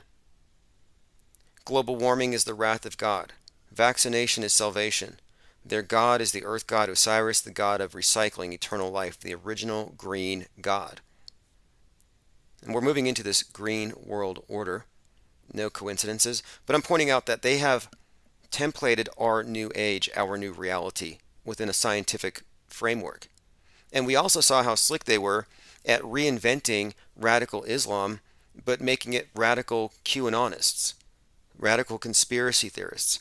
The radical verses from the Quran that they were worried about after 9/11 are now the QAnon verses. These are one-for-one changes. They take the same template for the external threat and made it for the domestic violent extremist. These templates are important, I think, to understand how the world stage works. They need you to fear the sky. They need you to be afraid of a reset button, of a nuke. They need you to believe that at any moment the world could end. There are certain things they need you to accept for you to be sufficiently cowed. If you're totally fearless, well, they have a problem with that. You'll notice they definitely promote the conspiracy theorists that hype how scary the world is, but they ignore the ones who say it's all fake. Why is that? Because you take the fear out of it. Roger Stone, pre-election footage. Now this is good. Now Roger Stone is either a victim of modern technology and deep fakery. Deep fake libel. I mean, this is big. If Roger Stone isn't lying, this is big. Because you have a video that just emerged where back in July of 2020, he was talking about F the voting, let's get right to the violence. He talked about shooting Antifas. This is in 2020, before the election. And even before the election, and CNN has the footage, he was already talking about stopping the steal. Like this was already part of the agenda. Now listen to this. Here he is in a car talking about violence and the need to start shooting Antifas, but he claims this is fake. I'm going to play the clip, and then, of course, we can judge as to whether or not this is, quote, deep fake. How convenient, though. I think it's very, in fact, I have this on my TikTok. It might load faster than TMZ. How convenient that something really bad emerges, and now you can scapegoat, oh, that's fake. And you actually could make the case that it could be fake. Okay, here it is. Roger Stone, deep fake clip.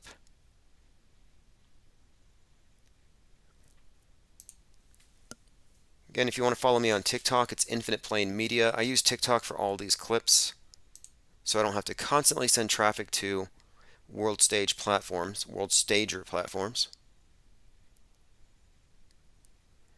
Okay, this is Roger Stone talking about the need to go shoot Antifas. And again, this is, according to him, this is fake. For a Trump ally the night before the election, just hours Okay, this clip was from right the night before. before millions of Americans would go to the polls. Listen to what he says about voting. Excellent. The violence. The voting. Let's get right to the violence. Let's get right to it. Shoot to kill. See an Antifa? Shoot to kill. Come. Done with this bullshit. Shoot to kill. See an Antifa? Shoot to kill. Come. Done with this bullshit. Okay, shoot to kill, see an Antifa, shoot to kill, F 'em, done with this bullshit. This is what he said is deep fake. It sounds like he's in the back of a car with a number of other individuals. I think I hear Alex Jones there. But this is the guy that was, he's associated with Nixon. And in all the videos, he's always posing with a picture of Nixon. He's got a Nixon tramp stamp on his back. Antifa, shoot to kill. His presence around Trump in 2015, 2016 had me calling out Trump's going to go down like Nixon. And now you have this parallel between Watergate and the 1-6 thing. And they've made these parallels very strong. Again, what is that, a deep fake? Echo says, you got Roger Stone selling his name and likeness to the Queen. He did a cameo. That wasn't a deep fake. He claims he didn't remember it.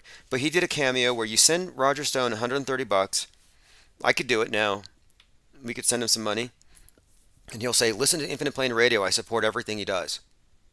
And then later, if I were to raise money off that and crop off the cameo.com and represent him as like representing me, endorsing me, yeah, he could have a problem with that and sue. Like he ought to sue the Queen of Canada for doing that to him. Wayne L. Sexton says Roger Stone is a credible source for prayer. Didn't he close Satan's hole above the White House, the portal? Like Satan's portal. Let me play that up. Satan's portal. And this is Roger Stone. And look, this is why I started to question this guy. I'm like, this guy is 100% reading scripts all the time. He can't really mean this. Roger Stone says that they have to pray over the satanic portal. Here we go, above the White House. And this was on the eve of the 56th anniversary of the Church of Satan. They're like, there's a hole above the White House, it's glowing red, and if we don't pray, and then he even said that he was a prayer warrior this whole time. That politics was just I guess God just put him in politics so that he would eventually be in the right place at the right time to pray at the portal, the satanic demonic portal above the White House. He said, quote, it's swirling like a cauldron. Like if he's not being paid to say this, then he's lost it. I saw the image. It was a lens flare on the 24/7 cam outside the White House. White House. Okay, here's Roger Stone talking about the portal that's demonic. Shortly after the election of Biden. And believe me, the Huffington Post and the rest of them, they have savagely attacked me for discussing this in public. But I conferred with Robin and I asked him, should I speak about this? The Lord is telling me to speak about this. And he assured me that's precisely what the Lord wanted me to do. And by the way, it's still there. Is it still there? Because sometimes the camera doesn't show it. Okay. I check on it every couple of days. How about By the way, you can zoom in on it, with a telescopic lens, and you see it's like a swirling cauldron. So it is still there, and prayer can close the swirling cauldron. In fact, so you have to pray to close it. And yeah, he did say that his whole life has been reframed to be a portal closer. Can close it. In fact, prayer is what we're. There is a demonic portal. The Church of Satan actually responded to this on Twitter. There is a demonic portal. They said, quote, that is ridiculous. You think they wouldn't be naysaying. This would be a good recruitment tool. Yeah, the Church of Satan, 394,000. It's the real one. And it says, we mute lunatics and trolls. All right, let's move past Roger Stone. I'm mainly following up on Ginny Thomas today. That should be interesting. We're going to find out, what they're going to do with this idea that the GOP has a, quote, a digital virus. Yeah, prayer closing a portal to hell. That's what they have been up to. There's another Alex Jones episode with Sandy Hook. Kind of boring this time around. A lot of the same actors. I did watch part of it. I'm not convinced of any of it. They're trying to make it, of course, a thought crime to question the news. But they have the same issue with science. Oh, the science is settled. You can't question it. Or it's hate speech. The news is settled. You can't question it. What if you have new facts? This idea that news is carved in stone. We can't question it. We have to rely on the limited coverage that it gets. Elon Musk crops the credit out of a cartoon and steals it. Yeah, Elon Musk is a major meme thief here. It's got Mario and the princess saying, of course there's no way to prove we're living in a simulation. He took this meme, which was from futurism.com, he cropped off the credit, and he posted it as his own. Like he didn't want to share any of the credit for this meme, which shows that he's a meme thief. This is pretty bad. Sending people to Mars gulags under false pretenses, possibly shuffling them into some deep underground military base, after thoroughly brainwashing them and enslaving them, putting them into indentured servitude and worse, that's pretty bad too. But meme thievery from one of the richest men in the world, that's pretty weird. Goes on to say here, called out on the oversight, Musk was unapologetic. He said, quote, he can sue me for money if he wants, but that's kind of lame. If anything, this will increase his mug sales. In a certain light, Musk's meme theft makes sense. On a meta level, rich people often steal, even when they have no rational reason to do so. Musk has dealt with the accusation of lifting larger ideas as well, including the Tesla. That said, it's particularly weird and even a little sad that the richest guy on the planet feels like he has to pilfer some of the lowest hanging fruit of the meme world when he could hire the world's best content creators. Yeah, he paid somebody to simulate Mars ships, Mars probes, didn't he? I mean, what hasn't this guy paid to have simulated? It's pretty sad. And he's not apologetic about it. Elon Musk just stole one of our cartoons, LOL, Futurism, September 27th. Really, that says a lot about his character. I'm so disappointed in Elon Musk. I know he's a villain on the world stage, but I thought he was like kind of on our side in some sense. But I guess they wanted to have this meme lord in control. They want to make sure that somebody who's an authority on memes is someone that they control, and he's got to be. He's a Pentagon contractor. I mean, come on. Artemis 1 moon rocket's shelter catches fire. The Artemis rocket didn't launch because it was cracked. Multiple attempts, and now the shelter there at the Kennedy Space Center burned. Yep. No reported injuries. No problems added. But they don't think it's going to launch until November. YouTube says, G-Funk says all computer generated. Yeah, where do you draw the line? With Musk, I assume most of what he presents us as, quote, space travel from his end is CGI and faked. There's some evidence from my point of view that Grimes is fake. A total CGI construct, kind of like Simone. Did you all see that movie with Al Pacino? Sim 1 or Simone? It's about a man who creates a fake pop star, a totally believable synthetic actress. She succeeds, major singing career, and he can't get himself to admit to the public that she's fake. It's Al Pacino and Simone. This is from 2002. And I think it's an interesting question to ask. How deep faked is our reality? How many people that you grew up watching or seeing on the TV? How many of these politicians or actors were all fake from the very beginning? With the masks. Masks are not just used in Hollywood. So you have been surrounded by deep fakes your entire life. There's no way you could know. Sometimes you can kind of catch little glitches. Like there's a pretty good conspiracy theory, rumor out there that Benicio del Toro does not exist, that he's a character portrayed by Brad Pitt. So Brad Pitt puts on a mask as this other identity and gets roles as that person. A role within a role. Blurring of real and fake. But what this one posits is that this could be done digitally. And I'm thinking, well, yeah, it could be, especially now, but I think that this idea of digital deepfakes is, for the most part, deflection or misdirection. So we don't pay attention to how deepfaked we already are, that they've already done it.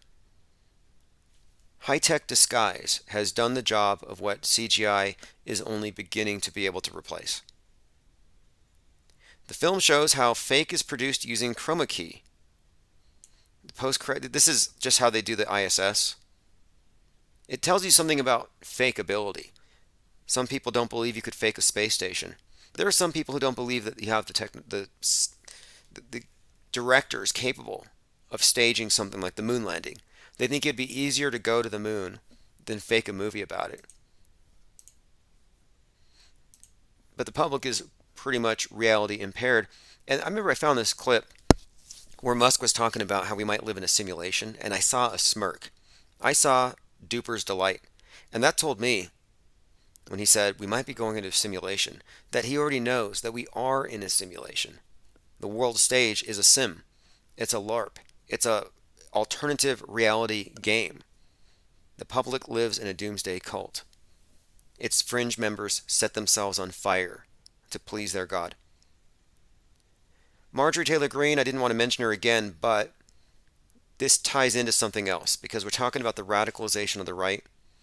She's inviting someone, I guess a donor, to go on a hog hunt with her. But on this video, she makes it ambiguous. Is she talking about shooting hogs or shooting Democrats? MTG on Tuesday launched a competition to join her for hunting feral hogs in Texas. In a video shared on Facebook, the extremist lawmaker likened Democrats to wild animals that tear up farmers' crops. She says we have skyrocketing inflation, high diesel fuel, and Democrats. Anyway, she goes and kills a bunch of hogs from a helicopter, and I believe it says at the end, stop communism.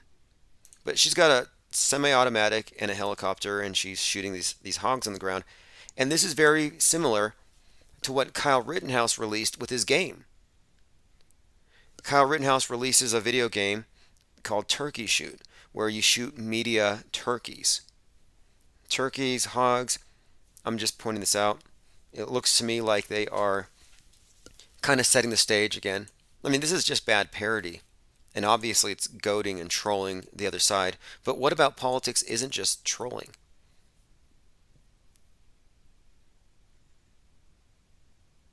Miguel says, what is actually real? Well, reality. Like, I'm the least confused person. If you don't know what's real and fake, you're confused.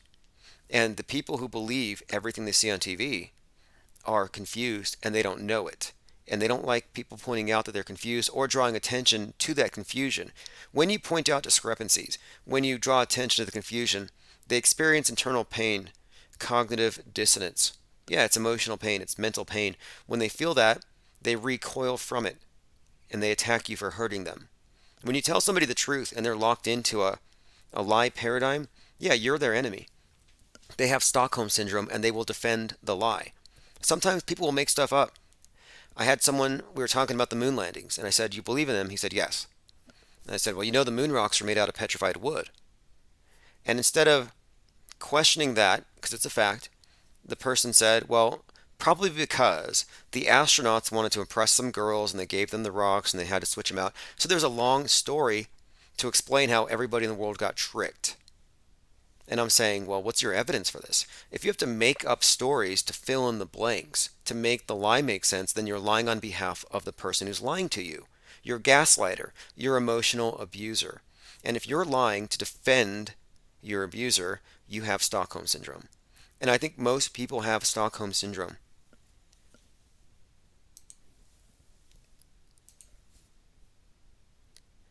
All right, let's see. Going through the Twitter feed, people are pretty mad about MTG killing hogs. I'll play this clip. They're probably reading too much into it. But now you know that the next PSYOP could easily be pinned on her. I remember there was an advertisement where I believe it was Sarah Palin put crosshairs on Arizona. And a few days later, Gerald Loeffner shot Gabby Giffords. And they blamed her website. They blamed Sarah Palin for that shooting. Now I'm waiting for some shooting to be blamed on Marge Green.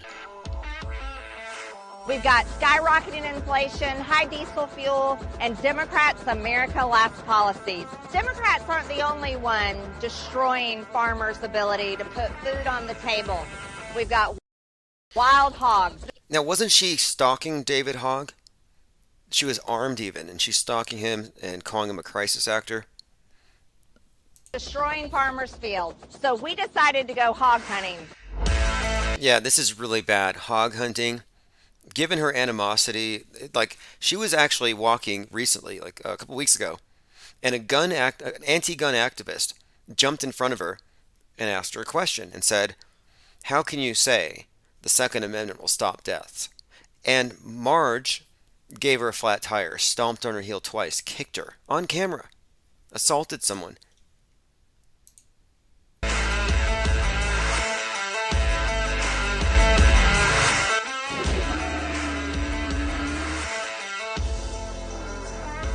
Here she is. Let's help American farmers out.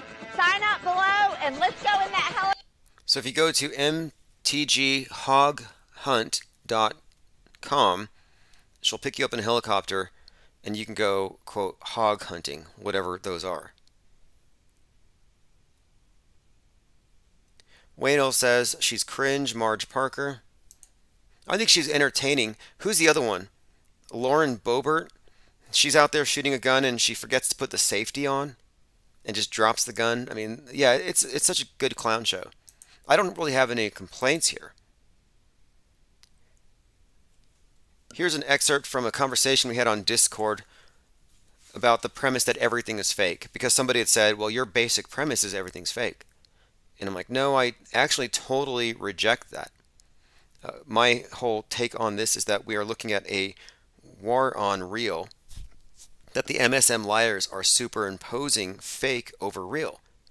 When you're in a religious cult, in a destructive doomsday cult, with projected doomsdays that never happen, if you're in one of those cults, you could say that you have a fake worldview superimposed on reality. And my contention is that reality is there. They're imposing fake. When I'm saying I'm not saying everything is fake. I'm saying fake is fake. Real is real. They're saying real is what we say, even if it's fake. So no, I don't ever say everything is fake. That's lazy, and it's just as bad as saying everything is real. But somewhere along the line, this big collective deception became very self-reinforcing. And this idea of like trusting the news is mostly tradition and habit, if you ask me. But here's one thing I won't do. A lot of people will say, you're pointing out all these patterns and coincidences, and they're undeniable, and they're hooked up to the stars, and this is some astrotheological cult. It's a big story based on the Bible. People can see it, and they'll say, there's no way man could do this.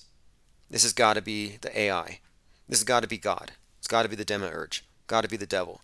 People will not accept that human beings could be responsible for this mass deception, as intricate as it is. And I like to refer to Arthur C. Clarke's his axiom about any sufficiently developed technology will be indistinguishable from magic. Yeah, it may be in appearance. Smartphone looks magic, but I guarantee every single component has somebody making money off of it. Everything is traceable. It's not magic. But it looks that way if you don't think about it very deeply and don't deconstruct it. And the mass media looks real. It's a magic show. Magic shows look real, but we're deconstructing this mass magic show. And the issue I have with people who are ready to throw in the towel and say, no, we can't solve this, God's doing it, or the AI is doing it, whatever that means. When people say AI, they posit the existence of God without saying God, and they're not even describing what this thing is. But they're throwing in what you would call the divine fallacy. The divine fallacy, or God of the gaps, is the one where I don't know, so I'm going to ascribe it to a higher power. Okay, well, let's say you do that. 9/11, yeah, that was all done by our collective demons manifesting as some bad event in order to help us evolve. Like, you can come up with all kinds of explanations for why things happen in the world or why God's doing things. So the God construct, or the matrix, is doing this for our benefit or something. But whatever it is, when you defer to a higher or lower power or something supernatural, you're giving a pass to human criminals. The people who are faking the things, the psyop operatives, the mind war specialists, perception management, yeah, the wizards in high places, you're giving them a pass. And I'm sure they love it. Imagine being one of the perps of 9/11, and you're listening to people talking about it, and they're saying, no, God must have done it. No way man could pull off a hoax like this. They must feel like gods. That's why you see so much duper's delight. They feel like gods, and they feel superior because they're so tricky, the magicians on the world stage. Echo says, Tim, can you call John? Oh yeah, John the plumber. He's out there in Florida. Yeah, we'll check on him, and of course, I'm not sure exactly what part he's at, but yeah, hopefully he's vacated. Hopefully he's not in one of these shark-infested freeways. The timing of it, too. I'm looking at this, I'm thinking, I don't know, is this going to interrupt their usual scheduled psyops? Really hard to compete with nature, with tangible evidence for things. But of course, as I predicted, they're going to always use these events to scapegoat their political opponents. Phones are open, 833-311-1984. I'm going to run through the headlines, and we'll likely be back this evening to take calls. This is a end of the month kind of recap on everything. A few of the wheels have fallen off the tank over the month, which happens. Sometimes I feel like we're doing repairs on the move. But that's just kind of how we have to roll here. And it's better than not rolling at all. Even if we're only on 5 platforms, we will build back better. U.S. agency adopts new space junk rules to reduce exploration risks. Now they're getting ready to shut down outer space. Watch as the ISS captures Hurricane Ian's landfall in Florida. Again, their God's eye view does nothing as far as giving you an advance warning, and what they're showing you is just a computer rendering, and it's on a movie screen with a scale model. It's 100% fake. I remember after 9/11, you had that Frank Kubertson, the only American in the ISS, claiming he saw 9/11 from space. Like he saw it happening. Give me a break. Black Mirror USA, political criticism of Biden regime labeled domestic terrorism, just like communist China. You'll know things are bad when they come into your house and they take the question marks off your keyboard. They will phase them out.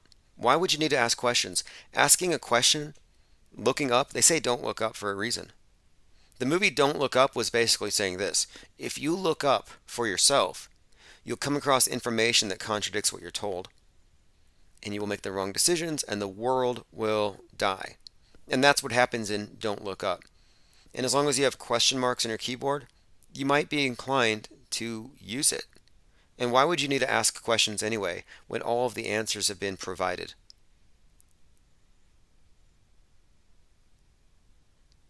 Ex-CIA, Putin cornered. Chance of using nukes increasing. Again, he's been upstaged by Hurricane Ian. But I think it's still going to happen. I think the whole context is going to be nuclear winter, EMPs. They may They may black out the Northwest for a little while.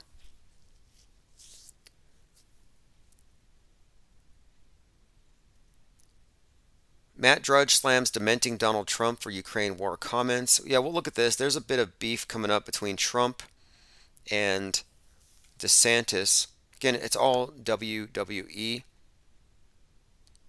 The Trump as Antichrist narrative, though, continues to expand, and we'll dig into that. Ben Shapiro mocked for claiming the military has abandoned traditional masculinity. All of these pundits are so transparent these days.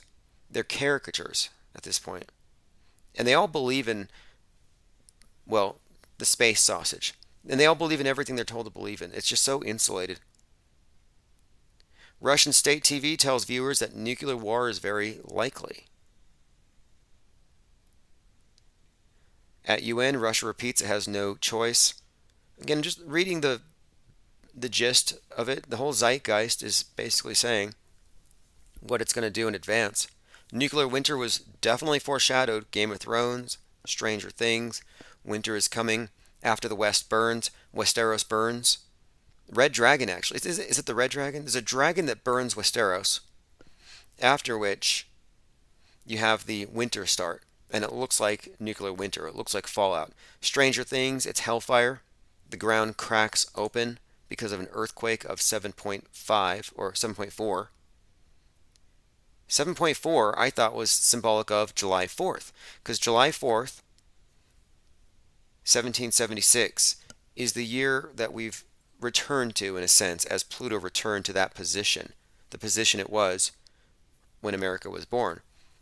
So 7/4 of this year, we had a number of incidents. We had that shooting in Highland Park with the Oswald fan, that he had this 4/7 on his face. I mean, we were looking at this summer of assassination attempts, summer of swatting.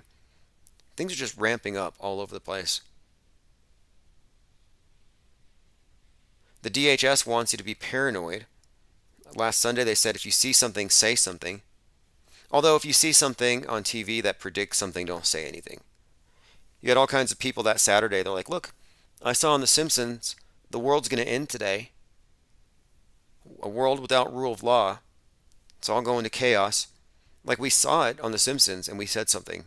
And Vice laughed at us. The mainstream media laughed. They said, oh look, they think you can predict the future news events by looking at predictive programming. Which you can. You can look at drills being performed in various places and find out when they're going to do something similar to what they were just drilling about. We have many examples of this. But if you see something, say something.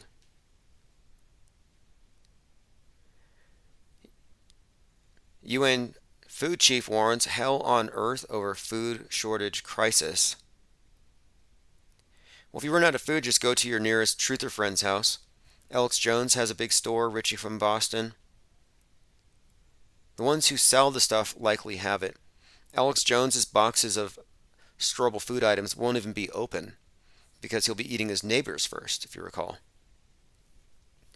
Remember Alex Jones, 6 weeks into lockdown? He's like, I've been sizing up my neighbors. He said he was going to eat his neighbor's, quote, ass. Like, he said that his daughters aren't going to starve. Alex Jones to neighbors, quote, I'll eat your ass. Everybody's dealing with the unique stress of coronavirus pandemic lockdowns in different ways. Jones, champion of truth, justice, and conspiracy theories, has found a new way to sell snake oil to rubes and discusses here how he's willing to eat his neighbors. I mean, everything's fine. 6 weeks into lockdown, he's already cracking and he's like the leader. And I thought, I'm someone who's going to run out of food before this guy does. I don't have storable food items here. I had a book, and it's a really bad book. I wouldn't recommend it. I would like to think it's parody. But it was a book about situations where people have had to actually engage in cannibalism. I think it was called Contingency Cannibalism and Hardcore Survival Tactics. But one of the points that he made is that if we're at a position in society where things go that bad, having a big storage facility full of these things will make you a target, that ultimately the mob's going to win. And I think that's probably accurate. Like, you can prepare all day for the end, but when you run for the hills, a lot of people are going to be running for the hills. When you go into your bunker, your basement, I mean, you've seen The Walking Dead. I don't think there is any escape. There's no off the grid. Not that I'm trying to be a doomsayer here, because the world ended already in 2020 and we're still here. It ended as much as it's ever going to end. They use the end as just, it's the start of a new cycle. We're looking at a revolution. The Great Reset refers, I believe it actually refers to the setting of the sun on this age. The sun sets every day resets. The Great Reset is about this reset of an aeon, the death of the old God, a new God being born, a new God replacing it, and that new God has a name. The new God has an archetype. It has an ideal that they've been selling to us. Here's Dan Rather tweeting, "Now is the time to talk about our climate crisis." Right, because who did this? You did. You caused that to happen in Florida, according to Dan Rather. I remember these old videos of Dan Rather in Vietnam, surrounded by soldiers, firsthand, like on the scene, reporting. And I seem to remember he never had his helmet on. I'm like, is it that important to have perfect hair on TV? Like I think your priorities are a little bit off if you don't have the Kevlar on. But yes, you can find old videos here of Dan Rather. Back when you only had to worry about bullets and napalm, now it's misinformation, memes, digital viruses that can metastasize and radicalize entire political parties. Oh, Russell Brand jumps to Rumble. So Russell Brand again is a latecomer to the realization that YouTube is an extension of the mainstream media. He figured that out a couple days ago. Good for him, 5 years late, but he's going to Rumble. And I too may go to Rumble. I think that it's a decent platform if anybody uses it. I'm going to be opening up a few more channels here shortly, and that is on my list. I will be back later on this evening. I was working on a movie review. I watched Marilyn, the Marilyn Monroe thing. It's a pretty sad movie. It put me to sleep. It's pretty boring, but it has a really disturbing scene with John F. Kennedy. And you know how John F. Kennedy is Jesus to the QAnoners. He's their savior. And every Sunday they worship him. This movie may have been produced for no other reason than to do some iconoclasm and to destroy that image. Because the movie has him raping Marilyn Monroe. I mean, that's the only way to describe it. It's pretty horrific. The movie's, in my view, it's actually garbage. I don't know if it has any redeeming qualities at all. I don't even think it's all that accurate. It was rather disturbing through and through. And I don't recommend it, but I do think it has a purpose. And I also think it's notable too. So she overdoses on August 4th, and there's so many rumors about who did it. One of the Kennedys to cover up the affair. Did she find out too much? A lot of rumors about it. But she overdoses on August 4th. They find her body on August 5th. August 5th was the day of Anne Hesh. And we're looking at this reoccurring theme of kidnapping, of prisoners. Diana crashing into Pole 13, Anne Hesh in Girl in room number 13. Reoccurring themes here about trafficking and about, I think this is like Gabby Petito, kidnapped. They find her right before we go into Libra. I think we're looking at a ritual play, and it's the kidnapping of Persephone, and she's taken into the underworld for the winter. I think this is being communicated to us every single year. Eliza Fletcher, kidnapped. They just found her body. Eliza Fletcher, someone who makes the arrow. There's a strong connection to the goddess Artemis or Diana. Again, Artemis and Diana are synonymous. They're the same deity. One's Roman, one's Greek. Both huntresses. Then you have the Artemis rocket, which couldn't launch because it was cracked. The pillar, like Artemis's arrow, cracked. Diana, cracked, pillar 13. Like there's a common theme here. And I'm seeing that Marilyn Monroe being put into the movies right now, released on Netflix.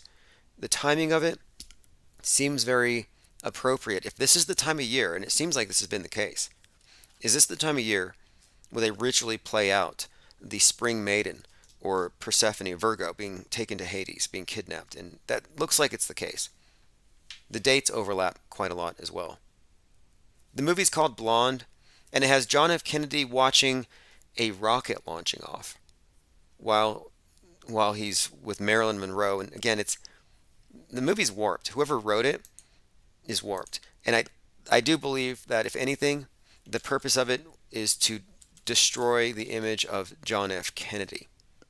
He makes Clinton look good by comparison. He makes I don't know, they made him into a monster. They really did.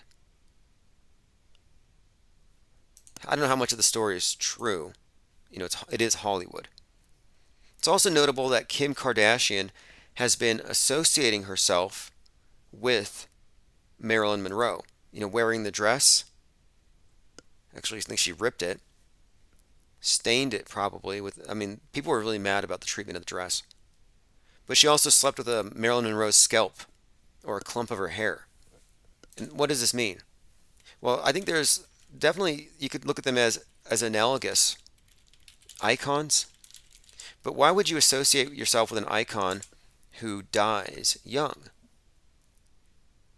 Kim Kardashian ruined Marilyn Monroe's dress at Met Gala. Kim Kardashian, Marilyn Monroe's dress debacle. How old is Kim? I believe Marilyn was 36 when she died. Kim Kardashian's 41.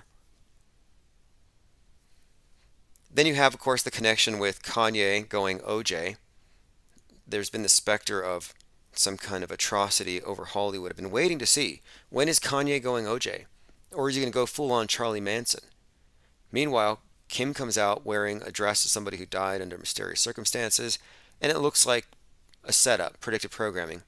Of course, she was just dating Pete Davidson, obviously connected to the PSYOP entertainment complex. Pete Davidson's dad died at the age of 33 in one of the Twin Towers, if you can believe it.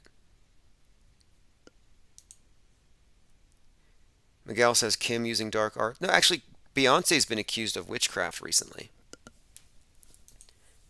I think it's much deeper than just that, but there was a pretty bizarre complaint made against her by someone who used to, a drummer or something. All right, here's a short little bio on the founder of the Patriot Front, Thomas Rousseau. And this is from the Southern Poverty Law Center, where you can kind of get the rogues gallery of all the people that the left is supposed to be afraid of. Thomas Rousseau began revealing adherence to white supremacy as a member of his high school newspaper. This aided in his rapid ascension to leadership on the fascist right. The Patriot Front has their own manifesto. They're not the same as the Proud Boys, but I think the difference is these guys are a little more like Antifa. They put on the masks, they have shields, they train like they're military. And of course, the fact that they're anonymous makes them very distinct from, I think, the Proud Boys. The Proud Boys are kind of like a way to soft sell the public on the real fascist ideas, or semi-fascist. What is it? Is it semi-fascist on the right? It's definitely full-blown fascism on the left. Like they fully endorse and embrace that. But the right kind of does too. Where we go one, we go all. What does that mean? How sheep-like can you be?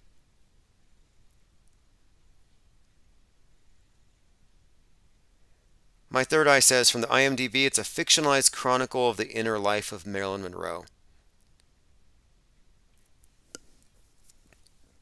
There's nobody in the mainstream media that's not part of the so-called dark arts, which is it's just the fact. It is magic, Hollywood magic. It is, in fact, lesser magic. It is mind control. It is subconscious influence.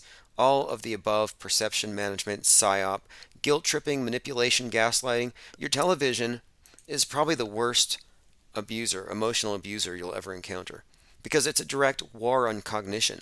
It's literal Psywar. Look at this. This is from a conversation I had the other night. We were talking about 9/11 predictive programming, and I mentioned an X-Files offshoot called The Lone Gunman. The Lone Gunman was a TV series that had an episode before 9/11 of an airplane crashing into the Twin Towers. It says here, rogue members of the U.S. government remotely hijacked an airliner to crash it into the WTC to let anti-American terrorists take credit. This would be to gain support for a profitable new war following the Cold War. The story of the 9/11 attacks was encoded into the Lone Gunman episode. But there's a few other things as well. We have one of the protagonists has a name, an alias that is Yves Adele Harlow, which is an anagram for Lee Harvey Oswald. And I thought that's fascinating. You have a Lee Harvey Oswald lone gunman connection to 9/11.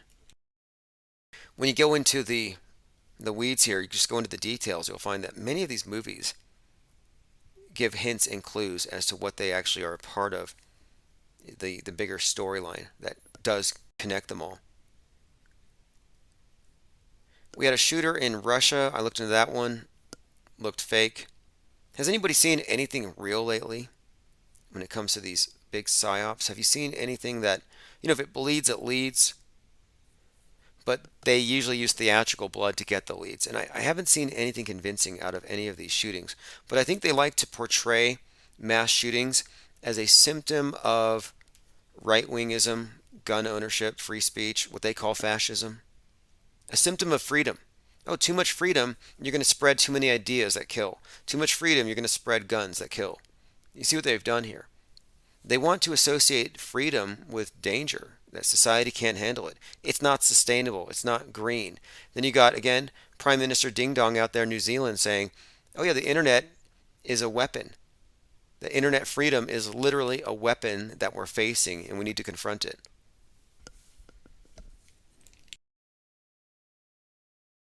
All right, we'll be back later on for sure. Open phones. If you want to subscribe to the newsletter, I will be turning text messages on again. And we're going to be definitely expanding onto a few platforms. The main thing is this. Even though we're not getting the numbers we usually get right now, we will soon. I just have to tap onto every single platform that we've been on in the past. Many of them are dormant for a time. We just had a new YouTube channel that was from 4 or 5 months ago, just reopening.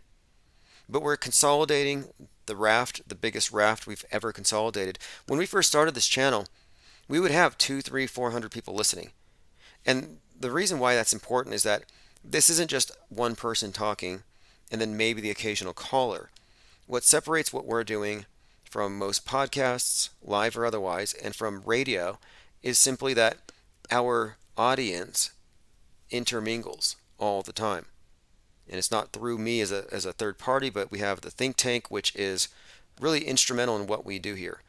We are deconstructing mass media events. These are multi-million piece puzzles. You can't do it with one set of eyes. So I'll continue to send email blasts. Thank you everyone for showing up again. I know it's early, but we are going to have a more streamlined and regular schedule off and on here. But I'm definitely getting more consistent. This is Auto Hoax by Solemite Fly, DJ Ready Rail. I'm going to return it over to the 24/7, and if you're on the email list, you will be getting the archives as it's uploaded. Echo says we're going to need a bigger boat. That's what the Discord server is, a bigger tank. Although it's scalable, it can go up to any size. It's infinite. It's not like the closed model of the echo chambers that usually people are confined to.